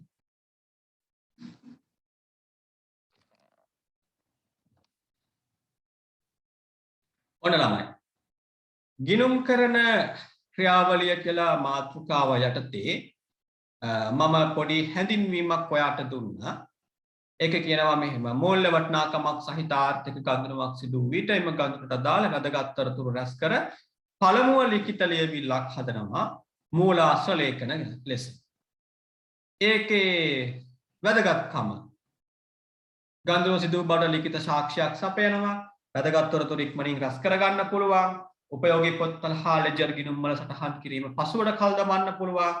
ගනුදෙනුව පිළිබඳ වැදගත් තොරතුරු ඉක්මනින් රැස් කරගත හැකි වීමෙන් ගනුදෙනුව නිමවීමේ වේගය වැඩි වී පාරිභෝගික තෘප්තිය ඉහළ යාම හා කාලය ඉතිරි වීම. ඊළඟට මාතෘකාවක් මම දෙනවා උපයෝගී පොත් එහෙම නැත්නම් මූලික සටහන් පොත් වශයෙන්. ඊළඟට ඔන්න තියෙනවා මෙහෙම කතාවක්. කිසියම් ගනුදෙනුවක් මූලාශ්‍ර ලේඛනයක සටහන් කර ගැනීමෙන් අනතුරුව ලෙජර් ගිණුම් වල එම තොරතුරු පිටපත් කර ගැනීමට පෙර මූලික පොතක වාර්තා කළ යුතු බවට මූලික පොත් රීතියක් සම්මතයේ පවතී. ඒ අනුව විවිධ ගනුදෙනු මූලික පොත්වල වාර්තා කිරීම සඳහා තොරතුරු සපයා ගැනීමට උපකාරී වන මූලාශ්‍ර ලේඛන පහත වගුවේ දැක්වේ. දැන් මේකෙන් කියනමයි අපි මුලින්ම ගනුදෙනුව වාර්තා කරන්නේ මූලාශ්‍ර ලේඛනයකනේ. එතකොට මූලාශ්‍ර ලේඛනයේ තොරතුරු දෙවනුව යනවා කොහාටද? මූලික පොතට. එතකොට මූලික පොත හා මූලාශ්‍ර ලේඛනය අතර සම්බන්ධයක් තිබෙනවා. අන්න ඒ ආකාරයේ වගුවක් තමයි මම මෙතනට මේ අරගෙන අවිත් තිබෙන්නේ. දැන් ඔයාලට පෙන්නනවා මුලින්ම මම දෙනවා ගනුදෙනුවක් ණයට විකුණුම්. ඒක කොහෙද මුලින්ම ලියන්නේ? ණයට විකුණුම් මුලින්ම ලියනවා විකුණුම් ඉන්වොයිස්. ඒක තමයි මූලාශ්‍ර ලේඛනය. විකුණුම් ඉන්වොයිස්ෙන් කොහටද අපි යන්නේ? මූලික සටහන් පොතකට. එතකොට මූලික සටහන් පොත හදන්නේ විකුණුම් ඉන්වොයිස් දිහා බලාගෙන අපි ඒකට කියනවා විකුණුම් ජර්නලය කියලා. ඊළඟට තියෙනවා ණයට විකුණු භාණ්ඩ නැවත හරවා එවීම. ඒ කියන්නේ අපි කාට හරි භාණ්ඩ අලෙවි කළාම මොන හරි ගැටලුවක් නිසා සමහර විට අපි නරක් වුණ භාණ්ඩ එවලා තියෙනවා. නැත්නම් අපි පොරොන්දු වූ මිලට වඩා වැඩි මිලකට භාණ්ඩ යවනවා. ඒ කියන්නේ අපි භාණ්ඩ සපයන්නම් කියලා පොරොන්දු වෙනවා රුපියල් 1000ට එකක්. හැබැයි බිල යවනම රුපියල් 1500යි කියලා සටහන් කරලා. එතකොට ගනුදෙනුකරුවා ඒ මිලට එකක වෙන්නේ නැහැ කියලා භාණ්ඩ නැවත අපිට හරවා එවනවා. එහෙම නැත්නම් භාණ්ඩ ප්‍රවාහනය කරද්දී කොන්දේසි කඩ කරලා. හරි ගැටලුවක් හේතුවෙන් අපේ විසින් විකුණු භාණ්ඩ අපිට නැවත හරවා එවන අවස්ථාවක් තියෙනවා. ඒ අවස්ථාවක ඒ තොරතුරු වාර්තා කරන මූලාශ්‍ර ලේඛනයේ බැරපත. ඒක ලියන මූලික සටහන් පොත අපි කියනවා ආපසු එවුම් ජර්නලය ලෙස. ඊළඟට තුන්වෙනි ගනුදෙනුව තියෙනවා ණයට භාණ්ඩ මිලදී ගත්තොත්. ඔයා කෙනෙක්ගෙන් ණයට භාණ්ඩ මිලදී ගන්නවා. ඒක අපි ලියනවා ගැනුම් ඉන්වොයිසියේ මූලාශ්‍ර ලේඛනය අපි කියනවා ගැනුම් ඉන්වොයිසිය කියලා. ඒක වාර්තා කරගන්න මූලික සටහන් පොතට වෙන්නේ ගැනුම් ජර්නලය. අපිටත් පුළුවන් ණයට ගත්ත භාණ්ඩ හරවා යවන්න. අර කලින් කිව්ව කොන්දේසි වගේම. ඒ කියන්නේ අපි කියපු කොන්දේසි වලට අනුකූලව අපේ භාණ්ඩ එවලා නැහැ. අපිට පොරොන්දු වුණු මිලට වඩා වැඩි මිලකට අපිට භාණ්ඩ එවන්නේ. එහෙම නැත්නම් නරක් වූ භාණ්ඩ එවලා තියෙනවා. ඒ වගේ ගැටලුවක් ආවොත් අපිට පුළුවන් නැවත භාණ්ඩ හරවා යවන්න. එහෙම අවස්ථාවක අපි හදන මූලාශ්‍ර ලේඛනයට අපි කියනවා හරපත. ඒක වාර්තා කරන මූලික පොතට අපි කියනවා ආපසු යවුම් ජර්නලය. සුළු මුදලින් වියදම් දැරීම. ඒක වෙලමයි ආයතනයේ දිනදා කටයුතු සඳහා දිනදා අවශ්‍යතාවයන් සඳහා අපි පොඩි පොඩි වටිනාකම් සහිත ගනුදෙනු සිදු කරනවා. උදාහරණයකට කිව්වොත් සේවකයන්ට තේ හදන්න, තේ කොළ ගන්න ඕන, සීනි ගන්න ඕන. පොඩි පොඩි වටිනාකම් නේද? ලක්ෂ ගණනෙන් දහස් ගණනෙන් ගෙවීම් කරන අතරතුරේ මේ රුපියල් 3400 ගෙවීම් කරනවා. හදිසි අවශ්‍යතාවයකට ලියුමක් තැපෑල යවන්න බැරි නම් අපිට පුළුවන් අපේ ළඟ ආයතනයක් යාබද නගරයේ ආයතනයක් අපේ සේවකයෙක්ට පුළුවන් කුලී රථයකින් ඒ ලියුම ගිහිලා බාර දෙන්න. අන්න එතෙන්දී ඒ ගෙවපු කුලී රථ ගාස්තුව. එහෙම නැත්නම් අපිට එනවා හොඳ හිතවත් වැදගත් පාරිභෝගිකයෙක් අපිට. අපි යාට කෑම කන්න වෙලා වෙන්නේ ටිකක් ප්‍රමාද වෙනවා ඉන්නේ. ඉතින් අපි යාට දිවා ආහාරය සපයන ආයතනයේ වියදමින්. ඉතින් ඒ වගේ අවස්ථාවක අපි ගෙවන ගෙවීම මුදලින් ගෙවන්නේ ටිකක් වටිනාකමින් අඩු දේවල්. අන්න ඒ වගේ වටිනාකම් සහිත ගනුදෙනු වලට අපි කියනවා සුළු මුදලින් වියදම් කරනවා කියලා. අපි ඉගෙන ගන්නවා. මේ අද හෙටම අද හෝ ලබන සතියේම එතෙන්දී අපි හදන මූලාශ්‍ර ලේඛනයට නමක් කියනවා සුළු මුදල් වවුචරය කියලා. සුළු මුදල් වවුචරය. සුළු මුදල් වවුචරයේ තොරතුරු මූලික පොතකට ගන්නවා. අපි ඒ මූලික පොතට කියනවා සුළු මුදල් ගෙවීම් ජර්නලය ලෙස. සුළු මුදල් ගෙවීම් ජර්නලය. ඊළඟට විවිධ ක්‍රම වගේ මුදල් ලැබුණොත් පාණ්ඩ විකිණීමෙන් නැත්නම් ණය ගැතියන්ගෙන් ඒ ආදි වශයෙන් මුදල් ලැබුණොත් ඒ මුදල් ලැබෙන විට අපි හදා ගන්න මූලාශ්‍ර ලේඛන අපි කියනවා ලදුපත ලෙස. ලදුපත. මේ ලදුපතේ තොරතුරු ගෙනියනවා කොහාටද? මූලික පොතක් වශයෙන් මූලික සටහන් පොත මොකද්ද? මුදල් ලැබීම් ජර්නලය. මුදල් ලැබීම් ජර්නලය. ඒ වගේමයි ආයතනයේ මුදල් ගෙවුවා. මුදල් ගෙවීම් වාර්තා කරනවා ගෙවීම් වවුචරයක මුලින්ම. අපි ගෙවීම් වවුචරය කියලාත් කියනවා. නැත්තම් මුදල් ගෙවීම් වවුචරය කියලාත් කියනවා. ඔයා ගෙවීම් වවුචරය කියලා ලිව්වත් ප්‍රමාණවත් මුදල් ගෙවන අවස්ථාවේ හදන මූලාශ්‍ර ලේඛනය ලෙස. එවැනි තොරතුරු අපි මූලික පොතකට ගෙනියනවා. අපි එකට කියනවා ගෙවීම් ජර්නලය. එහෙම නැත්නම් මුදල් ගෙවීම් ජර්නලය. ඊළඟට ළමයි ඔන්න තියෙනවා ගනුදෙනු වර්ග 6ක්. පහලින් පේනව නේද? ආරම්භක සටහන්, ස්ථාවරවත්කම්, ණයට ගැනීම, ණයට විකිණීම, වැරදි නොදි කිරීම, ගැලපුම්, මාරු, පියවීම. මේ හැම දෙයක්ම අපි ලියන්නේ කොහෙද? ජර්නල් වවුචරේ. ඒ හැම දෙයක්ම අපි ලියන මූලික පොත මොකද්ද? පොදු ජර්නලය. ඒ කියන්නේ පොදු ජර්නලයේ අපි ලියනවා සාමාන්‍යයෙන් වර්ග 6ක ගනුදෙනු. පාඩම් කරගන්න ඕනේ මේවා. විභාගෙට අහනවා. පොදු ජර්නලයේ වාර්තා කරන ගනුදෙනු වර්ග 2ක් 3ක් නම් කරන්න. පළවෙනි පේපර් එක අහනවා.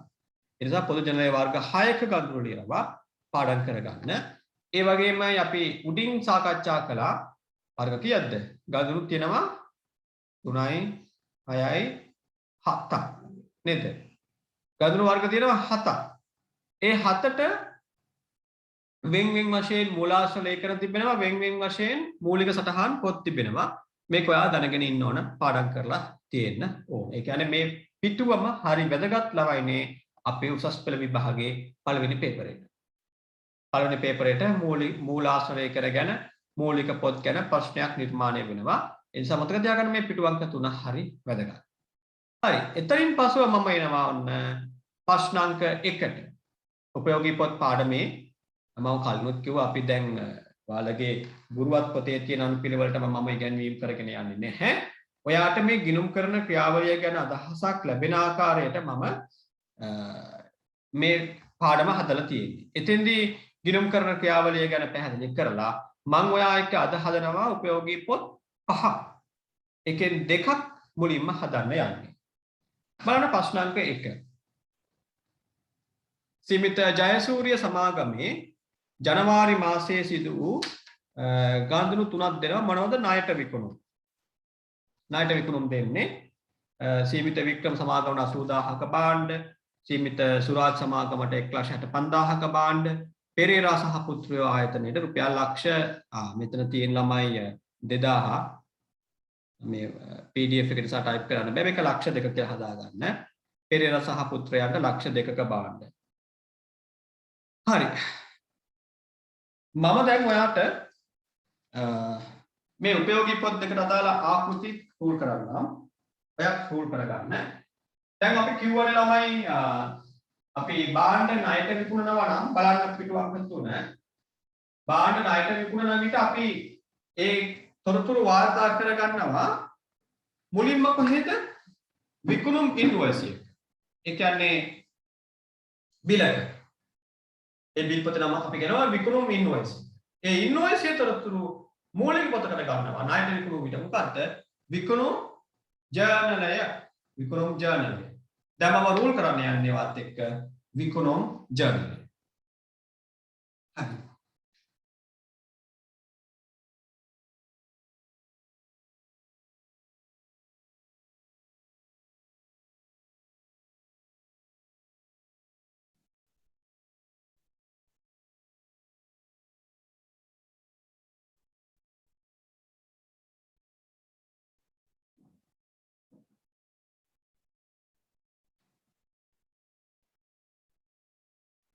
පහළට ගන්න මෙතන රූල් 4ක් විතර.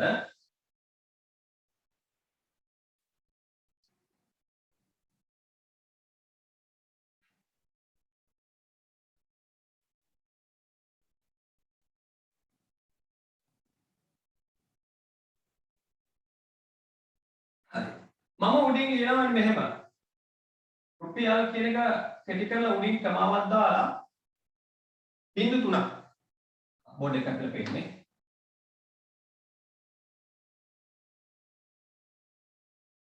අන්න සම්පූර්ණ බෝඩ් එක නෙමෙයි තව මම ඔයාලට මේ පෙන්වන්නේ. මම කැමරාව ටිකක් zoom කරලා ගන්නවා මොකද මේ පොඩි වැඩ කොටසක් තියෙනවා කරගන්න. ඒක මම කැමරාව ටිකක් zoom කරලා තියෙන්නේ. ඒකෙන් ඔයාලට සම්පූර්ණ බෝඩ් එක වදින්නේ නැහැ. දිනය ඉන්වොයිස් අංකය ගැනුම්කරු වටිනාකම. ඒ ආකාරයට ආකෘතිව කරගන්න.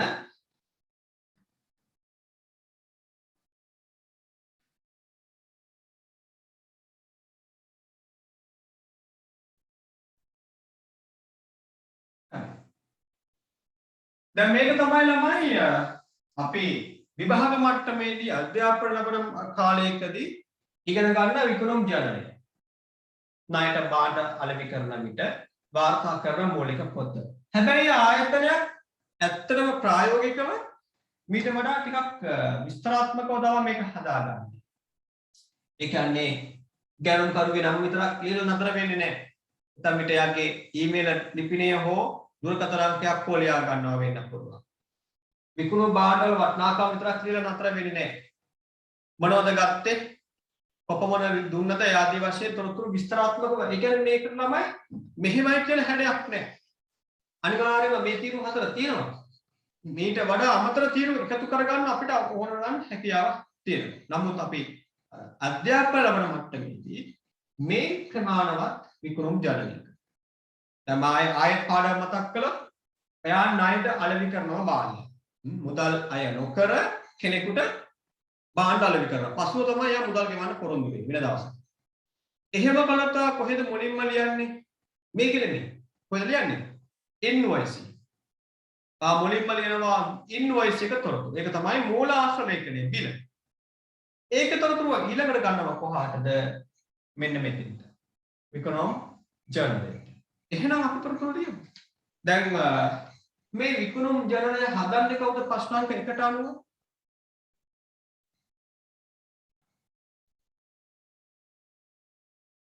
ප්‍රශ්නාංක 1ට අනුව මේක අපි හදන්නේ කවුද? බලන්න ප්‍රශ්නාංක කොහොමද තියෙන්නේ? පහත දැක්වෙන්නේ සීමිත ජයසූරිය සමාගමේ ජනවාරි මාසයේ සිදු වූ ණයට විකුණුම් තොරතුරු කිහිපයක්. මේ ජයසූරිය සමාගම හදන විපණුම් ජනක. ජයසූරිය තමයි භාණ්ඩ අලෙවි කරන්නේ. එතකොට එයා භාණ්ඩ අලෙවි කරලා තියෙනවා කී දෙනෙක්ටද? 3 දෙනෙක්ට. එයාලා අපිට කියනවා ගැනුම් කරුවෝ කියලා. ජයසූරියගෙන් භාණ්ඩ මිලදී ගත් අය. කවුද ගැනුම් කරුවෝ? වික්‍රම සමාගම, සුරාජ් සමාගම සහ පෙරේරා සහ පුත්‍රයෝ සමාගම. දැන් එයාලගේ භාණ්ඩ මිලදී ගැනීම අපි ණයට විකිණීම මෙතන ලියමු. මුලින්ම දිනය ලියනවා. පළමු ගණනුව සිදුවලා තිබෙන්නේ 1.5. ලියන දිනය 1.5. එයාට නිකුත් කළ ඉන්වොයිස් අංකය 100. ඒ කියන්නේ 100 වෙනි බිල් අංකය තමයි නිකුත් කළ ඉන්වොයිස් එකේ සටහන් වෙන්නේ. ගැනුම් කරුගේ නම සීමිත වික්‍රම සමාගම. එයාට අලෙවි කළ භාණ්ඩ ප්‍රමාණය මම ලියන්නේ මෙන්න මේ 80යි. මම 80000 ලියන්නේ නැහැ. ඇයි? මම වැඩ කරන්නේ දහස් සංඛ්‍යාව. මොකක්ද අනේ ඒ accounting කරද්දී අනිවාර්යෙන්ම ඕනද? ඔව් අනිවාර්යෙන්ම ඕන. එහෙම එකක් නැහැ. අනිවාර්යෙන්ම ගිණුම් කරන්නේ දහස් වලින් වැඩ කරන්න කියලා නීතියක් නැහැ. මම පේපර් එකේදී දහස් සංඛ්‍යාව වලින් ප්‍රශ්නය නිර්මාණය වෙවි තිබෙනවා නම් ආ දහස් සංඛ්‍යාව වලින් උත්තරේ දෙන්න ඕන. මොන දුන්න කියලා ගැටලුවක් නැහැ. මට එහෙම කරන්නේ නැහැ. රීතියක්. පේපර් එකේ බලාපොරොත්තු වෙන මුදල් ඉදිරිපත් කිරීම, කියන්නේ ප්‍රශ්නය නිර්මාණය වී තිබෙන දහස් සංඛ්‍යාව වලින් නම් ආ උත්තරේ දෙන්නත් ඕනේ දහස් සංඛ්‍යාව. මොකද මේ දහස් සංඛ්‍යාව කියන්නේ? හැම ඉලක්කයක්ම 1000න් බෙදලා ලියන්නේ. 80000. 1000න් බෙදන්න. බිංදුවට බිංදුවක් බිංදුවට බිංදුවක් බිංදුවට බිංදුවක්. එතකොට ඉතුරු වෙන කීයද? 80යි. දහස් සංඛ්‍යාව වලින් 80000 කියන්නේ කොහොමද? 8යි බිංදුව. අන්න දහස් සංඛ්‍යාව පාවිච්චි කරනවා.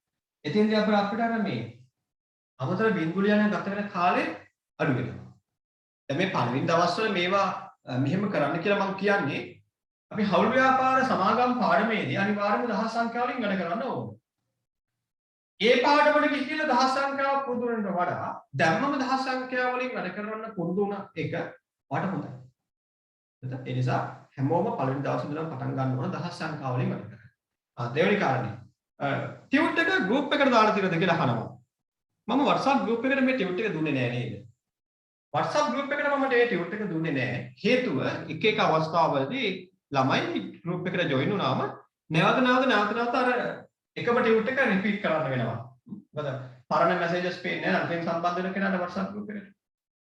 එතකොට පරණයි හිතනවා තව එකක් දුව මේ ලකුණේ කියලා. යාළුන්ට මේකේ පාර වෙනවා. අනේ ඒ නිසා එතෙන්දි මොකද වෙන්නේ? ටික දවසක් ගියාට පස්සේ ඇත්තටම අලුතෙන් ටියුට් එකක් දුන්නත් පරණයි හිතනවා අර අපි ගත්ත ටියුට් එකම මේ සර් ආයෙමත් දාලා ඇත්තේ. මොක බලන්න ඕනේ කියලා.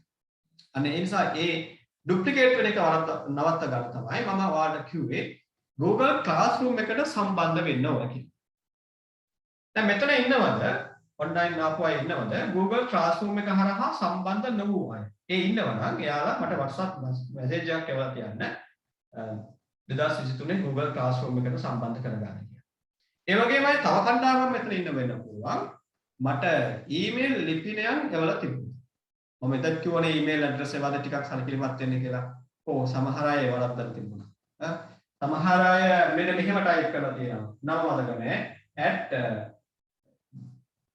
@gmail නෙමෙයි. mail.com. G හැලිලා. එහෙම නැත්නම් සමහරුන්ගේ තිබුණා මම දැන් ස්පේස් තියලා. ඩොට් එකක් තියලා ස්පේස් එකක් තියලා තමයි com ටයිප් කරන්නේ. ඒ වගේ දේවල් මම දැක්ක දේවල් නම් නිවැරදි කරලා අඩපාඩු හදලා නැවත ඊමේල් ලිපිනේ මම Google Classroom එකට ලියාපදිංචි කරා.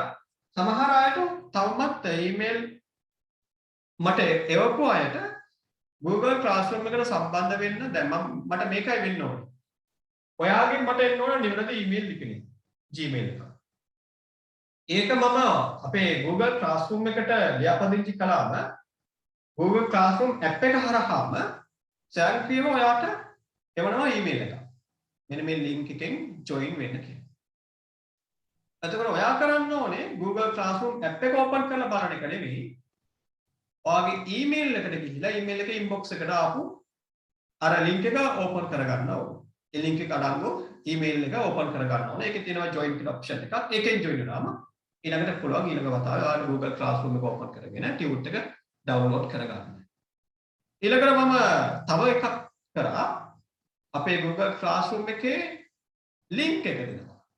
ඒ link එක ආශ්‍රය කරාම ඒ link එකේම තියෙනවා join කියලා. එතනින් ගියා Classroom එකට join වෙනවා. කොහොමද යාළුවගේ phone එකේ ඒ හැම දෙයක්ම කරාද තියෙන්න ඕනේ එක email ලිපිනයක් පමණයි.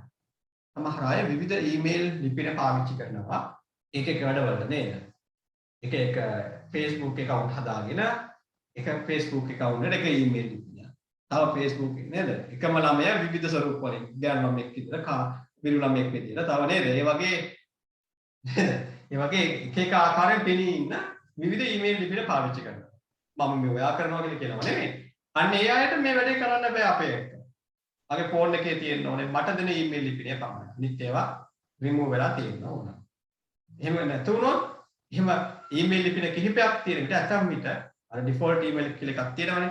ඒකට යන්න පුළුවන් අපි එවන link එක ඔයාලට පෙන්වන්න නැති වෙන්න පුළුවන් email එක. ඒ නිසා හැමෝම දැනට මේක අත්‍යවශ්‍ය දෙයක් නෙමෙයි. නමුත් තව මාස දෙකක් ගියාම ඔයාලගේ මුදල් අය කිරීම කරලා පන්තිය පටන් ගනිද්දී මුදල් ගෙවන ළමයිට අනිවාර්යයෙන්ම Google Classroom එක හරහා තමයි රෙකෝඩින් ලැබෙන්නේ. අනිවාර්යයෙන්ම නිබන්ධන ලබා ගන්න Google Classroom එකට යන්නම ඕන. ඒකට කරන පෙර පුහුණුවක් තමයි මම මේ දවස්වල මේ කරමින් ඉන්නේ. දැන් හැමෝම වග බලා ගන්න තමන්ගේ නිබන්ධන ගන්න Google Classroom එක හරහා සම්බන්ධ වෙන්න. හරි. ඒක රෙකෝඩින් බලන්නත් එකම කිව්වා. දැන් මම කියමින් හිටිය කාරණේ තමයි ටියුට් එකේ තියෙන Google Classroom එකේ ඒක දෙන්නේ නැහැ WhatsApp group එකට. දුන්නොත් මේ වැඩේ කරන්නේ නැහැ. Google Classroom එක හදාගන්න කරන්නේ නැහැ. නිසා මම දිගටම ටියුට් එක දෙන්නේ Google Classroom. හරි. අපි යමු ඊළඟ තොරතුරු ලියන්න. මම හිතන්නේ ඔයා මේ අතර ලියලත් ඇති. දෙවනි ගනුදෙනුව සිදු වෙනවා ජනවාරි 20. ඉන්වොයිස් අංක 101 ජීවිත සුරාජ් සමාගම. එයාට අලෙවි කළ භාණ්ඩ ප්‍රමාණය 1,65,000. තමයි 1,65,000 බෙදන්න 1000. එතකොට ඉතුරු වෙනවා 165. ඔන්න 1,65,000 ලියුවා. තුන්වෙනි ගනුදෙනුව සිදු වෙනවා 1.30. ඉන්වොයිස් අංක 102. පෙරේරා සහ පුත්‍රයෝ. එයාට අලෙවි කළ භාණ්ඩ ප්‍රමාණය ලක්ෂ 2ක් කියලා ටියුට් එක හදාගන්න කිව්වා. ලක්ෂ 2 දෙනවා 200ක් ලෙස. ඔන්න ළමයි. ගනුදෙනුවක් පාසා මම තොරතුරු ඒ දිනවලටම ගත්තා. 1.5 1.20 1.30 වශයෙන්. මූලාංශ ලේඛනයෙන් අර ඉන්වොයිස්ෙන් තොරතුරු ගත්තේ. ඉන්වොයිස්යේ තියෙනවා මෙයාගේ නාම ලිපිනය දුරකථන අංකය මිලදී ගත්තේ මොනවද? ඒ ආදී වශයෙන් හැම තොරතුරක්ම ඒකෙන් මම ගත්තේ විකුණුම් ජනරේට මොකද්ද? නමත් දිනයක් වටිනාකමත් පමණයි. සහ ඒ ඉන්වොයිස් එකේ නම් අංකය අනු අංකය මම එතනට ගත්තා. එතකොට මට පුළුවන් විගණනයක් කරද්දී මට දැන් වික්‍රමට විකුණපු භාණ්ඩ ගැන 80000 ගැන දැනගන්න මම මොකද කරන්න ඕනේ? අංක 100 ඉන්වොයිස් එක බලන්න. පෙරේරා සහ පුත්‍රයන්ට විකුණු ලක්ෂ 2 භාණ්ඩ ගැන මට මොනවා හරි බලන්න ඕන නම් මම යනවා කොහෙන්ද? ඉන්වොයිස් එකේ ඉන්වොයිස් පොතේ 102 වෙනි පිටුවට. එතන තියෙනවා විස්තරාත්මක තොරතුරු. මේ ආකාරයට මාසයක් ගත වුණායින් පසුව ඒ මාසයේ අවසානයේ තමයි අපි එකතුව ගන්නවා.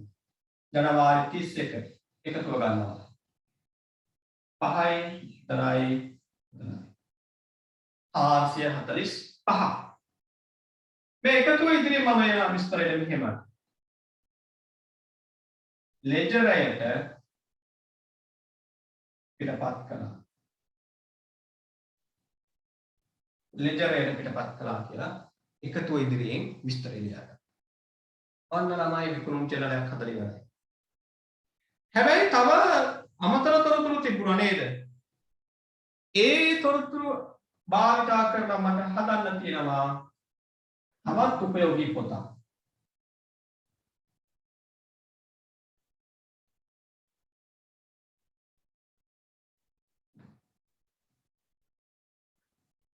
මම ඒකට කියනවා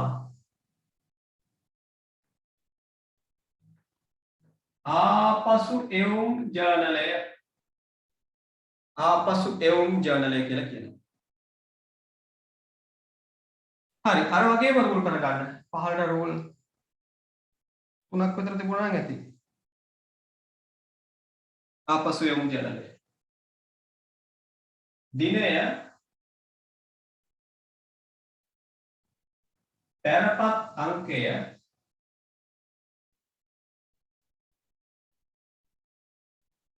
ගැනුම්කරු වටිනාකම ඕන වටිනාකම කියන දේ පෙන්වන්න පුළුවන් මේකේ රුපියල් 1000 වලින්. එතන ඇතුලේ පෙන්වන්නත් පුළුවන්. රුපියල් 1000 වලින්. හරි. මම කියවන්නේ ළමයි ඔයාට පුළුවන් භාණ්ඩ විකුණන්න ණයට. එහෙම වුණොත් හදනවා විකුණුම් ජර්නලය. ඇත්තම විට විකුණු භාණ්ඩ අපේ ගල්නුකරුව නැවත අපිට හරවා එනවා. හරවා එවුවොත් ඒක මුලින්ම ලියවෙනවා කොහෙද? මුලින්ම ලියවෙන්නේ කොහෙද? විතර නෙමෙයි. මුලින්ම ලියවෙන්නේ බැරපතේ. අපිට එවන බිලට අපි කියනවා බැරපතක් කියලා. ඒ බැරපතේ තොරතුරු ගන්නවා දෙවනුව කොහටද? ආපසු එවුම් ජර්නලයට. right. අපි එහෙනම් භාණ්ඩ හරවා එවූ විට අපේ භාණ්ඩ මිලදී ගත්තයි භාණ්ඩ හරවා එවූ විට ආපසු එවුම් ජර්නලය ලියා ගන්න. බලන්න වෙනත් තොරතුරු. 1.5 වික්‍රමට භාණ්ඩ අලෙවි කළානේ 80000ක. එයා මොකද කරන්නේ? අංක 22 බැරපත හරහා 7 වෙනිදා 40000ක භාණ්ඩ ආපසු එවුවා.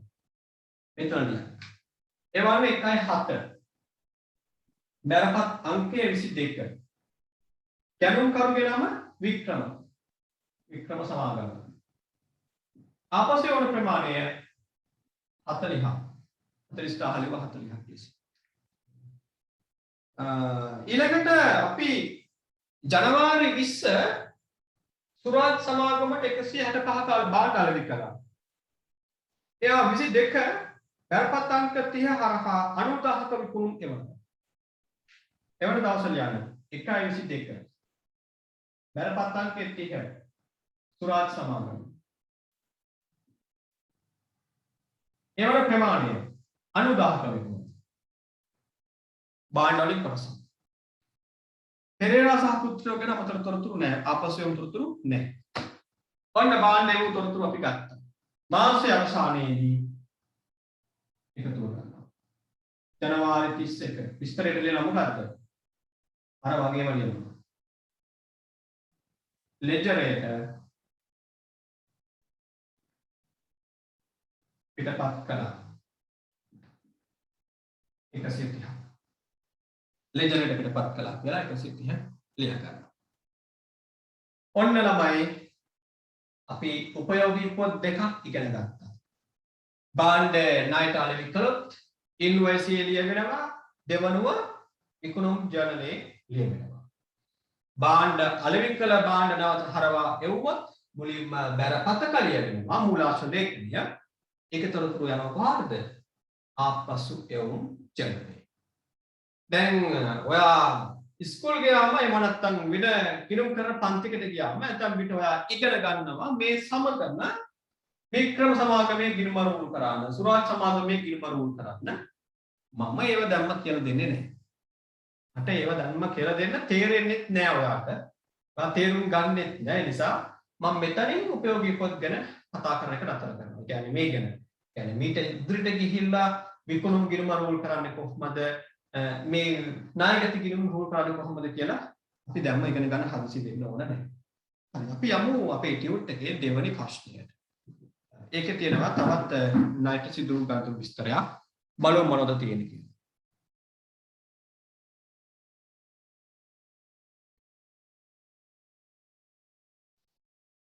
හරි. ඔන්න ළමයි ප්‍රශ්නාංක දෙකේ තිබෙනවා කසුන් සමාගමේ ජනවාරි මාසයේ සිදු ණයට විකුණුම් තොරතුරු. ඔයාලට පුළුවන් දැන් කසුන් සමාගම වෙනුවෙන් විකුණුම් ජර්නලය සහ ආපසු එවුම් ජර්නලය හදන්න. දැන් තනියම හදන්න උත්සාහ කරන්න.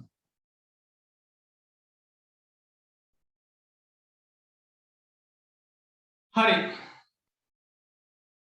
දැන් මම යනවා ප්‍රශ්නාංක දෙකට දානව උපයෝගී පොත් දෙක හදන්න. මුලින්ම තියෙනවා ජනවාරි 4 ගනුදෙනුවක්. පොඩි වෙලාවක් දෙන්න. ජනවාරි 4 ඉන්වොයිස් අංකය 1 නිකුත් කරනවා කාටද?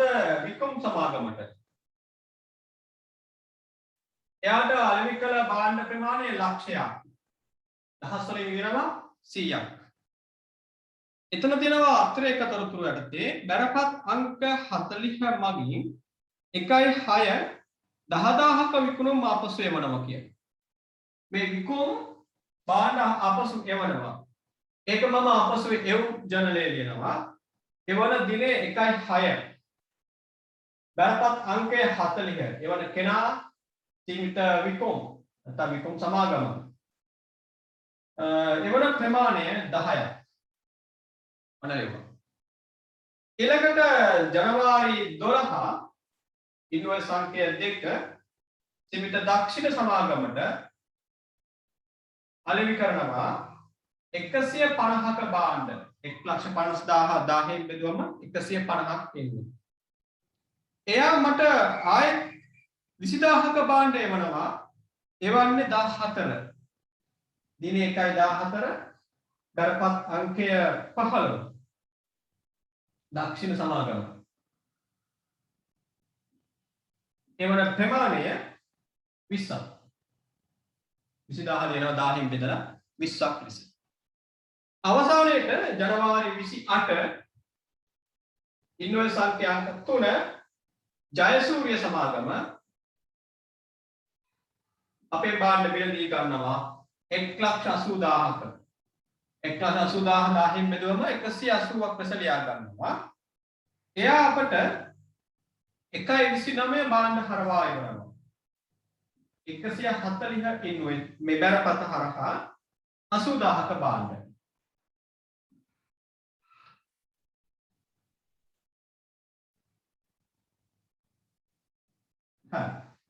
ඔන්න ළමයි භාණ්ඩ ණයට විකිණීම හා භාණ්ඩ ආපසු එවීම අපි උපයෝගී පොත්වලට ගත්තා.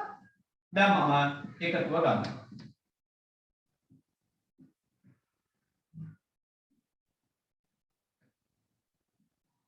ලෙජරයට පිටපත් කළා. එතනත් ඒ ආකාරයි. ජනවාරි මාසේ අවසාන දිනේ 31. එදාට මේ වැඩේ කරන්නේ. මාසයක් අවසානයේදී. ලෙජරයට පිටපත් කරනවා.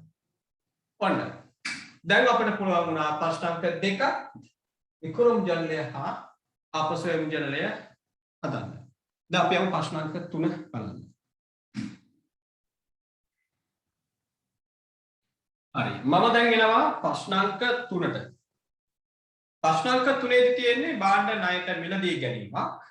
ණයට මිලදී ගත්තොත් අපි මුලින්ම ලියනවා ඒක ඉන්වොයිස් එක. දැන් මේ ඉන්වොයිස් එක ගැන වෙනම කතන්දරයක් තියෙනවා මම ඒක තව ටිකකින් කියලා දෙන්නම්. හතරවෙනි ගණන් හදුවයින් පසුව දැන් ඉන්වොයිස් එකේ තොරතුරු අපි දෙවනුව ගන්නවා කොහාටද? කැණුම් ජනලයට.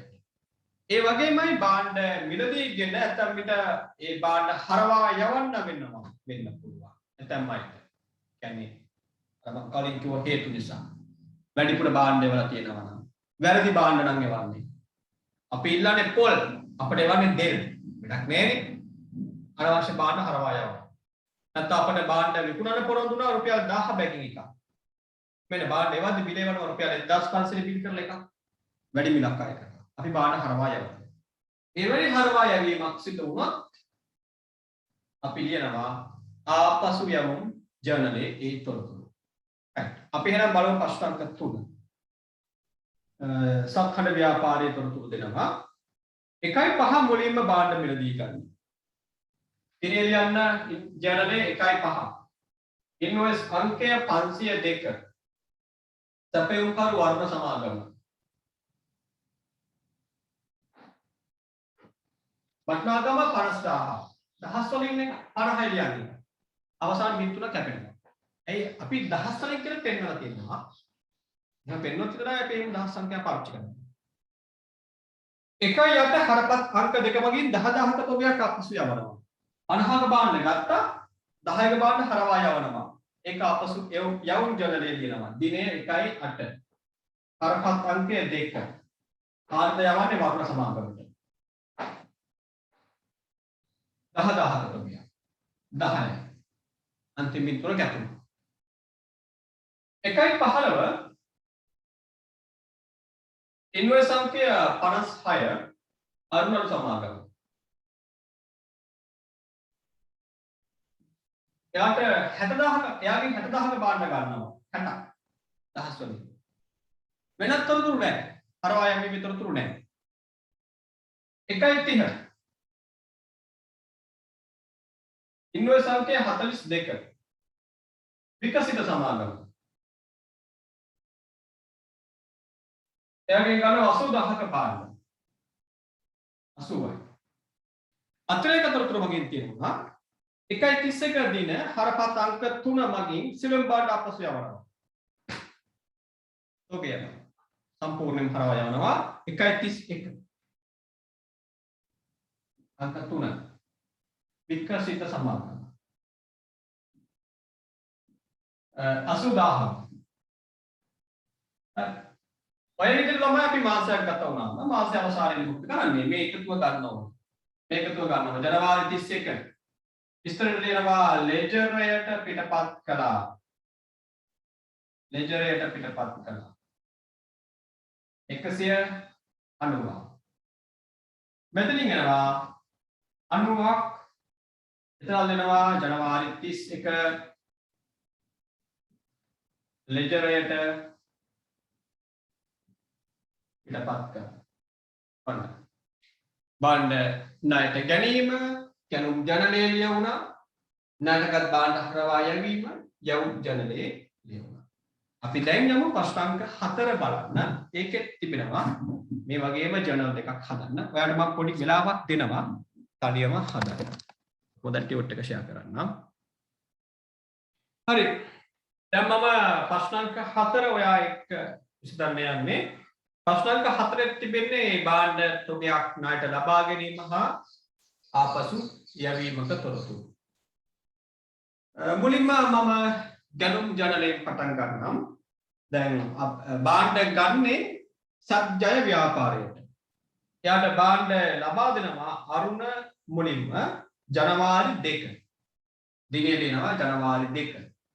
ඉන්වොයිස් අංකය 55. සපයුම් කරපු නම අරුණ සමාගම. එයාගේ මිලදී ගන්නවා 80000ක බාණ්ඩ. 80 කියන්නේ දහස් වලින්නේ. ඊළඟට හරපත් අංක 1 මගින් 20000ක තොගයක් ආපසු යවනවා. ජනවාරි 3 හරපත් අංක 1 අරුණ සමාගමට 20000ක් ලියන්නේ 20ක් ලෙස. ඔන්න පළවෙනි කල්පනාව. ජනවාරි 10 ආයෙත් අරුණ සමග ගන්නව සිදු වෙන්නේ. එකම කෙනාගේ එකම වාසය ඇතුළත වාර කිහිපයක් ගන්න ගන්න පුළුවන් නේ. මාසෙ දෙක වතාවක් කියලා නෑනේ. ඉන්වොයිස් අංකය 85. මේ වතාවේ 2,40,000ක බාණ්ඩ. හැබැයි 1.13 හරපත් අංකය 2 මගින් සියලුම බාණ්ඩ අරුණට හරවා යවනවා. කුණු ගොඩක් එවලා තිනේ 240. ඊළඟට 1.28 විජය සමාගමෙන් බාණ්ඩ ගන්නවා. ජනවාරි 28 ඉන්වොයිස් අංකය 120 විජය සමාගම ලක්ෂ 6ක බාණ්ඩ අපි ගත්තා. ලක්ෂ 6ක බාණ්ඩ. හැබැයි ජනවාරි 29 මොකද වෙන්නේ? අර ලක්ෂ 6ක බාණ්ඩ වලින් ඉන්වොයිස් හරපත් අංක 3 මගින් යවනවා ලක්ෂයක බාණ්ඩ කරනවා. ලක්ෂයක බාණ්ඩ යවනවා. ආයෙත් විජය සමාගමට. ඔන්න. දැන් එහෙමනම් අපිට පුළුවන් මාස අවසානයේදී එකතුව ගන්න. එකතුව ගන්න ජනවාරි 31 විස්තරයට ලියනවා ලෙජරයට පිටපත් කළා. එකතුව යනවා කියද්ද 720ක් නේද? sorry 920. ඊළඟට යවුම් ප්‍රමාණ එකතුව 360ක්. ජනවාරි 31 ලෙජරයට පිටපත් කරනවා. දැන් මෙතනදී ඔයාලට ගැටලුවක් ඇති මේ ඉන්වොයිස් අංක ඇයි පිළිවෙලක් නැත්තේ? කලින් ගණන් දෙක. විකුණුම් ජර්නලයේදී ඉන්වොයිස් අංක වල පිළිවෙලක් තිබුණා. ඇයි මෙතන පිළිවෙලක් නැත්තේ කියලා? අපි භාණ්ඩ ණයට ගන්න විට ගැනුම් ඉන්වොයිස් හදන්නේ නැහැ. ඔයා නම් භාණ්ඩ ණයට ගන්න කෙනා. ඔයා මගෙන් භාණ්ඩ ණයට ගන්නවා. මම තමයි භාණ්ඩ අලෙවි කරන්නේ. මම භාණ්ඩ සපයමු කරුවා. එතකොට මගේ ළඟට කස්ටමර්ට ඉන්වොයිස් නිකුත් කරන්නේ මම. කියන්නේ ප්‍රායෝගිකව ගැනුම් ඉන්වොයිස් විකුණුම් ඉන්වොයිස් කියලා දෙකක් නැහැ. එක ඉන්වොයිස් එකක් තියෙන්නේ. ඒකට භාවිතා කරන කෙනාම තමයි නම පාවිච්චි කරන්නේ. හොඳට අහගන්න. හොඳද?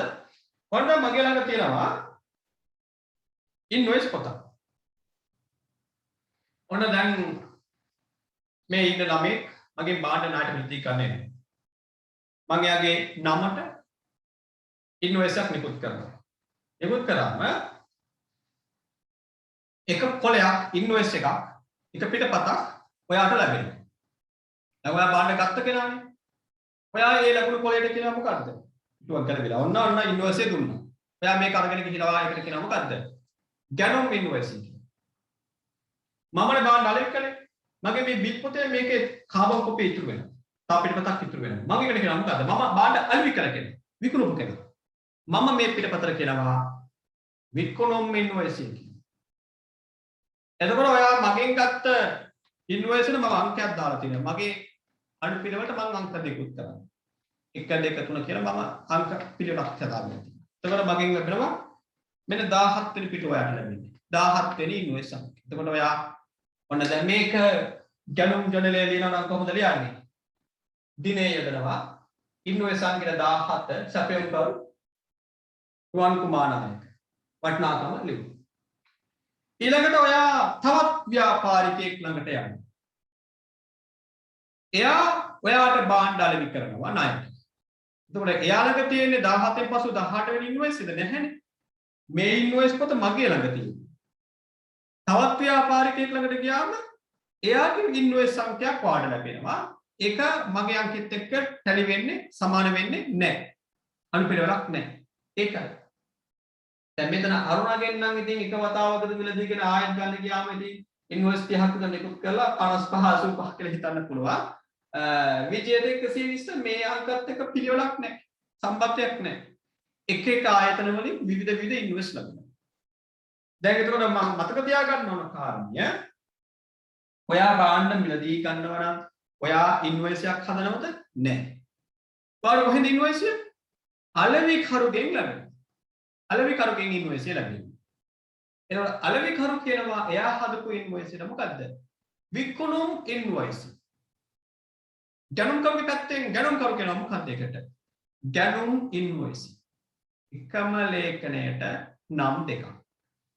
ඉතින් විභාගයේදී ඔයගෙන් අහනවා ණයට විකුණුම් වාර්තා කරන මූලාශ්‍ර ලේඛනය. ණයට විකුණුම් වාර්තා කරන මූලාශ්‍ර ලේඛනය. ඔයා නිකම්මම කියනවා ඉන්වොයිස් එක කියලා. නැද්ද නේ? නැද්ද නේ? පාස් පේපර් එකකට එහෙම උත්තර තියෙනවා මාකි ස්කීම් එක සඳහන් වෙනවා. මාකි ස්කීම් එකේ ඒ ආකාරයෙන් වෙනවා. ඉන්වොයිස් එක කියලා කිව්වා ලකුණු දෙන්න. ණයට විකුණුම් නම් විකුණුම් ඉන්වොයිස් යාලා ඉරක් දාලා කියනවා. ඉන්වොයිස් එක සඳහන් වුණත් ලකුණු දෙනවා කියන්නේ. ඇයි? එක ලේඛනයක් නේ හදන්නේ විකුණුම් ඉන්වොයිස් එක කියලා එකකුත් ගැනුම් ඉන්වොයිස් එකට තව එකකුත් භාවිතේ නැහැ. ප්‍රායෝගිකව දකින්නේ අපි දකින්නේ මොකද්ද? ඉන්වොයිස් එක පමණයි දකින්නේ. ඉතින් ණයට විකුණුම් වාර්තා කරන්න ඉන්වොයිස් එක කෙල්ලෙකට ගැටලුවක් නැහැ. හරි. ඊළඟට දැන් භාණ්ඩ හරවා යවන විට භාණ්ඩ හරවා යවන කෙනා තමයි ඩෙබිට් නෝට් එක. හරපතක් හදන්නේ. ඔයා මගෙන් භාණ්ඩ මිලදී ගත් කෙනානේ. මම අලෙවි කළ භාණ්ඩවල මොනවා හරි ගැටලුවක් හේතුවෙන් ඔයා මට භාණ්ඩ හරවා එවනවා. එතකොට හරපත හදන්නේ කවුද? හරවා එවන කෙනා. ඔයා හදන්නේ. අන්න. මේ එක ආයතනයක් විවිධ සපයුම්කරුවන්ට හරපත් නිකුත් කරනවා. එතකොට පිළිවෙලක් එනවා. 1 2 3. ඒ කියන්නේ හරපත් ඩෙබිට් නෝට් පොතක් තියෙනවා. ඒ පොතේ පළවෙනි පිටුව 1 2 3 ආදී වශයෙන් පිටු අංක සඳහන් වෙනවා. දැන් ඒ හරපත අලෙවි කරු ළඟට ගියාම අලෙවි කරු කියන්නේ නෑ ඒකට හරපතක් කියනවා. අලෙවි කරු කියනවා ඒකට බැරපතක් කියනවා. බැරපත. දැන් බලන්න පළවෙනි ප්‍රශ්නේ. ඔයාලට මම අද සාකච්ඡා කළ පළවෙනි ප්‍රශ්නේ බලන්න. පළවෙනි ප්‍රශ්නේදී බැරපත් අංකවල පිළිවෙලක් තිබුණේ නෑ නේද? බලන්න පළවෙනි ප්‍රශ්නය. වික්‍රම සමාගමට එවනවා බැරපතක් 1.7 22. ඊළඟට සුරත් සමාගම විසින් බැරපතක් එවනවා 1.22. වික්‍රම එවන්නේ 1.7. සුරත් සමාගම එවනවා ජනවාරි 22. ඒකේ බැරපත් අංකය අංක 30. ප්‍රශ්න අංක 2ට එන්න. ප්‍රශ්න අංක 2ේදී කසුම් සමාගම බාණ්ඩ අලෙවි කරන්නේ එයාට මුලින්ම ලැබෙන්නේ වික්‍රම සමාගමේ බැරපතක් ඒකේ අංකය 40. ඊළඟට ලැබෙනවා දක්ෂිණ සමාගමෙන් බැරපතක් ඒකේ අංකය 115. ඊළඟට ලැබෙනවා ජයසූර සමාගමෙන් බැරපතක් ඒකේ අංකය 140. අනුපිළිවෙලක් නේ. ඇයි? බාණ්ඩ මිලදී ගත්ත ගැනුම් කරු තමා බාණ්ඩ හරවා යවන විට මූලාශ්‍ර ලේඛනය හදන්නේ. නේද? මම නම් බාණ්ඩ හරවා යවන්නේ මමනේ හරවා යවන හේතුව සඳහන් කරනවා. නරක් වී තිබීම. කල්ලිකුත් වී තිබීම හේතුව. හරවා යන හේතුව. නැත්තම් වැරදි බාණ්ඩ තෝගයක් ඒවා තිබීම. මම ඉල්ලන්නේ මොනවද? කාන්තා ඇඳුම් මට එවනවා පිරිමියෙක්. මට විකුණන්න බෑ ඒවා. මට ඕන තරම් ඒවා තෝග තියෙනවා. වැරදි තෝගයක් එන්නේ. නැත්තම් වැඩිපුර එවි. ඒගේ හේතුව සඳහන් කරලා මම මගේ බාණ්ඩ තෝගේ නැවත හරවා යවනවා සැපයුම් කරුවට. අලෙවි කළ කෙනා වෙත. එතකොට අලෙවි කළ කෙනා ඒ ලේඛනය බාර ගන්නවා මම එකට කිව්වේ හරපතක් කියලා. අලෙවි කළ කෙනාට ඒක මොකද්ද? බැරපතක්. බැරපතක්. එතකොට හරපතක් වෙනමයි බැරපතක් වෙනමයි කියලා දෙයක් අපි ප්‍රායෝගිකව දකින්නවද? නැහැ. එකම ලේඛනය. එකම ලේඛනය ඒ භාවිත කරන කෙනා අනුව වෙනස් වෙනවා. දැන් ඔයාගේ පුංචි මොළ ගෙඩියට මේ හැම එකක්ම එකවර තේරෙනවා මදි ඇති නේද අයියෝ හරපත් කිව්වා බැරපත් කිව්වා ඉන්වොයිස් කිව්වා ජර්නල් කියනවා මොනවද අප්පා මෙහෙමද කවුන්ටින් කරගන්න වෙන්නේ කියලා කල්පනා කරනවා. මොකද ඔය පුංචි මොළ ගෙඩිය වගේ මොළ ගෙඩියක් මටත් තිබුණේ O level කරලා A level පන්තිට යද්දි මට ඒකලත් මෙහෙම ලොකු මොළයක් තිබුණේ නැහැ. මමත් ඔය වගේම තමයි හිටියේ පිස්සුවෙන් වගේ හිටියා. ඒ නිසා වෙයිටි පිස්සුව හොඳුනේත් නැහැ. හැබැයි මේවා මාරුනේත් නැහැ. ඒ නිසා පළවෙනි දවසේ මම මේ කියන්නේ O level වලට කොමර්ස් නොකර A level පන්තියේ කොමර්ස් කරන්න වාඩි වුණා. අපි පාවිච්චි කරන මේ වචන කලින් අහලා නැහැ නේද? මූලික සටහන් පොත්. විද්‍යාවේදී ගණිත විෂයේදී අපි ඉගෙන ගත්තේ නැහැ.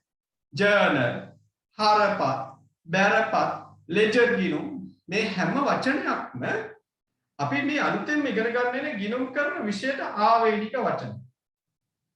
දැන් මේ විෂය වාට පොඩ්ඩක් වගේ සංකීර්ණ වෙලා දැනෙනවා ඇති. මේ කියපු දේවල් ටිකක් සංකීර්ණ වෙනවා ඇති. වචන අලුත් නිසා. ඒ නිසා ඒ ඇවිල්ලා ගණන් අමාරු නිසා දෙයක් නෙමෙයි වචන අලුත්. මේ වචන අපි අද කතා කරලා හෙට වෙන වචන වලින් කතා කරනවා නෙමෙයි. දිගටම ගිණුම් කරන්නේ මේ වචනත් එක්ක තමයි අපි ගැටෙන්නේ.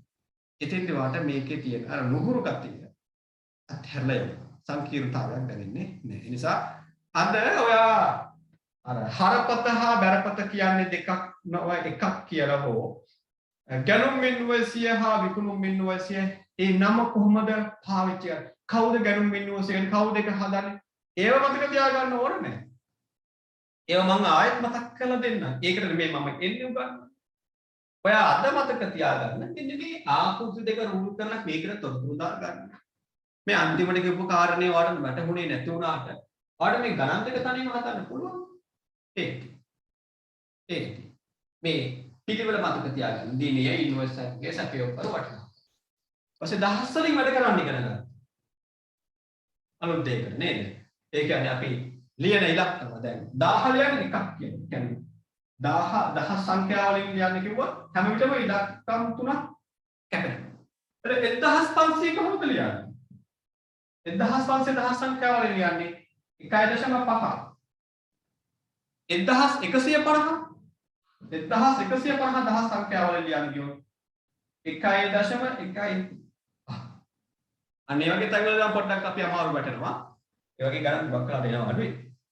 આવොත් මෙහෙමයි ලියන්නේ. ඒ වගේ අර අපි දහ සංඛ්‍යා වලින් ලියනවා කියන්නේ අපේ වටිනාකම් 1000න් බෙදලා ලියන එක. ඒ වගේ පොඩි පොඩි දේවල් විතරක් අපි අද ඉගෙන ගත්තා කියලා මතක තියාගමු. අර හරපත බැරපත විග්‍රහ කිරීම පසුවට කල් දාගමු. හරි. එහෙමනම් ඊළඟට අපිට තියෙනවා ප්‍රශ්නාංක 5 විදිහට හදන්න උපයෝගී පොත් 4ක්. නේද? ප්‍රශ්නාංක 5 උපයෝගී පොත් 4ක් තියෙනවා. ඔයා මේක තනියම හදන්න. තනියම හදද්දී උපයෝගී පොත් රූල් කරන්න ඕනේ අඩුවට පාවිච්චි නොකර.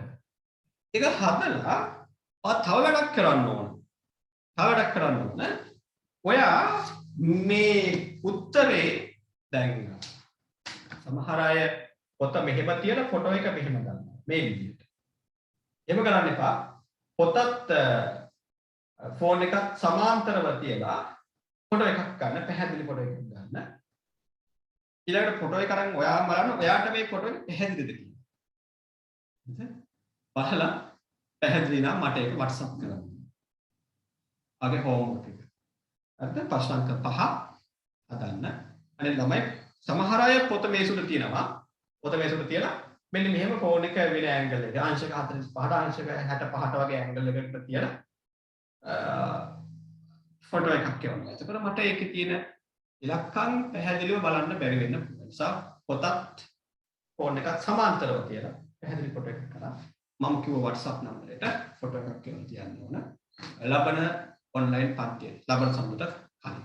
දැන් මේක රෙකෝඩින් බලන අය රෙකෝඩින් එක බලපු ගමන් ප්‍රශ්නාංක 5 හැදුවා. හදපු ගමන් මට ඒක වරන ඕන ඊළඟ රෙකෝඩින් එකට යන්න කලින්. හරි. ඊළඟට අපි ඊළඟ දවසේ අපි සුළු මුදල් ගෙවීම් channel එක ඉගෙන ගමු. ඒ වගේමයි Google Classroom එක හරහා සම්බන්ධ වෙලා ටියුට් එක ගන්න වෙන නිසා ඔයාලට Google Classroom එකට සම්බන්ධ වුණා. ඒක කරගන්න තේරෙන්නේ නැත්නම් මට කෝල් එකක් කරන්න. ආයිබෝ.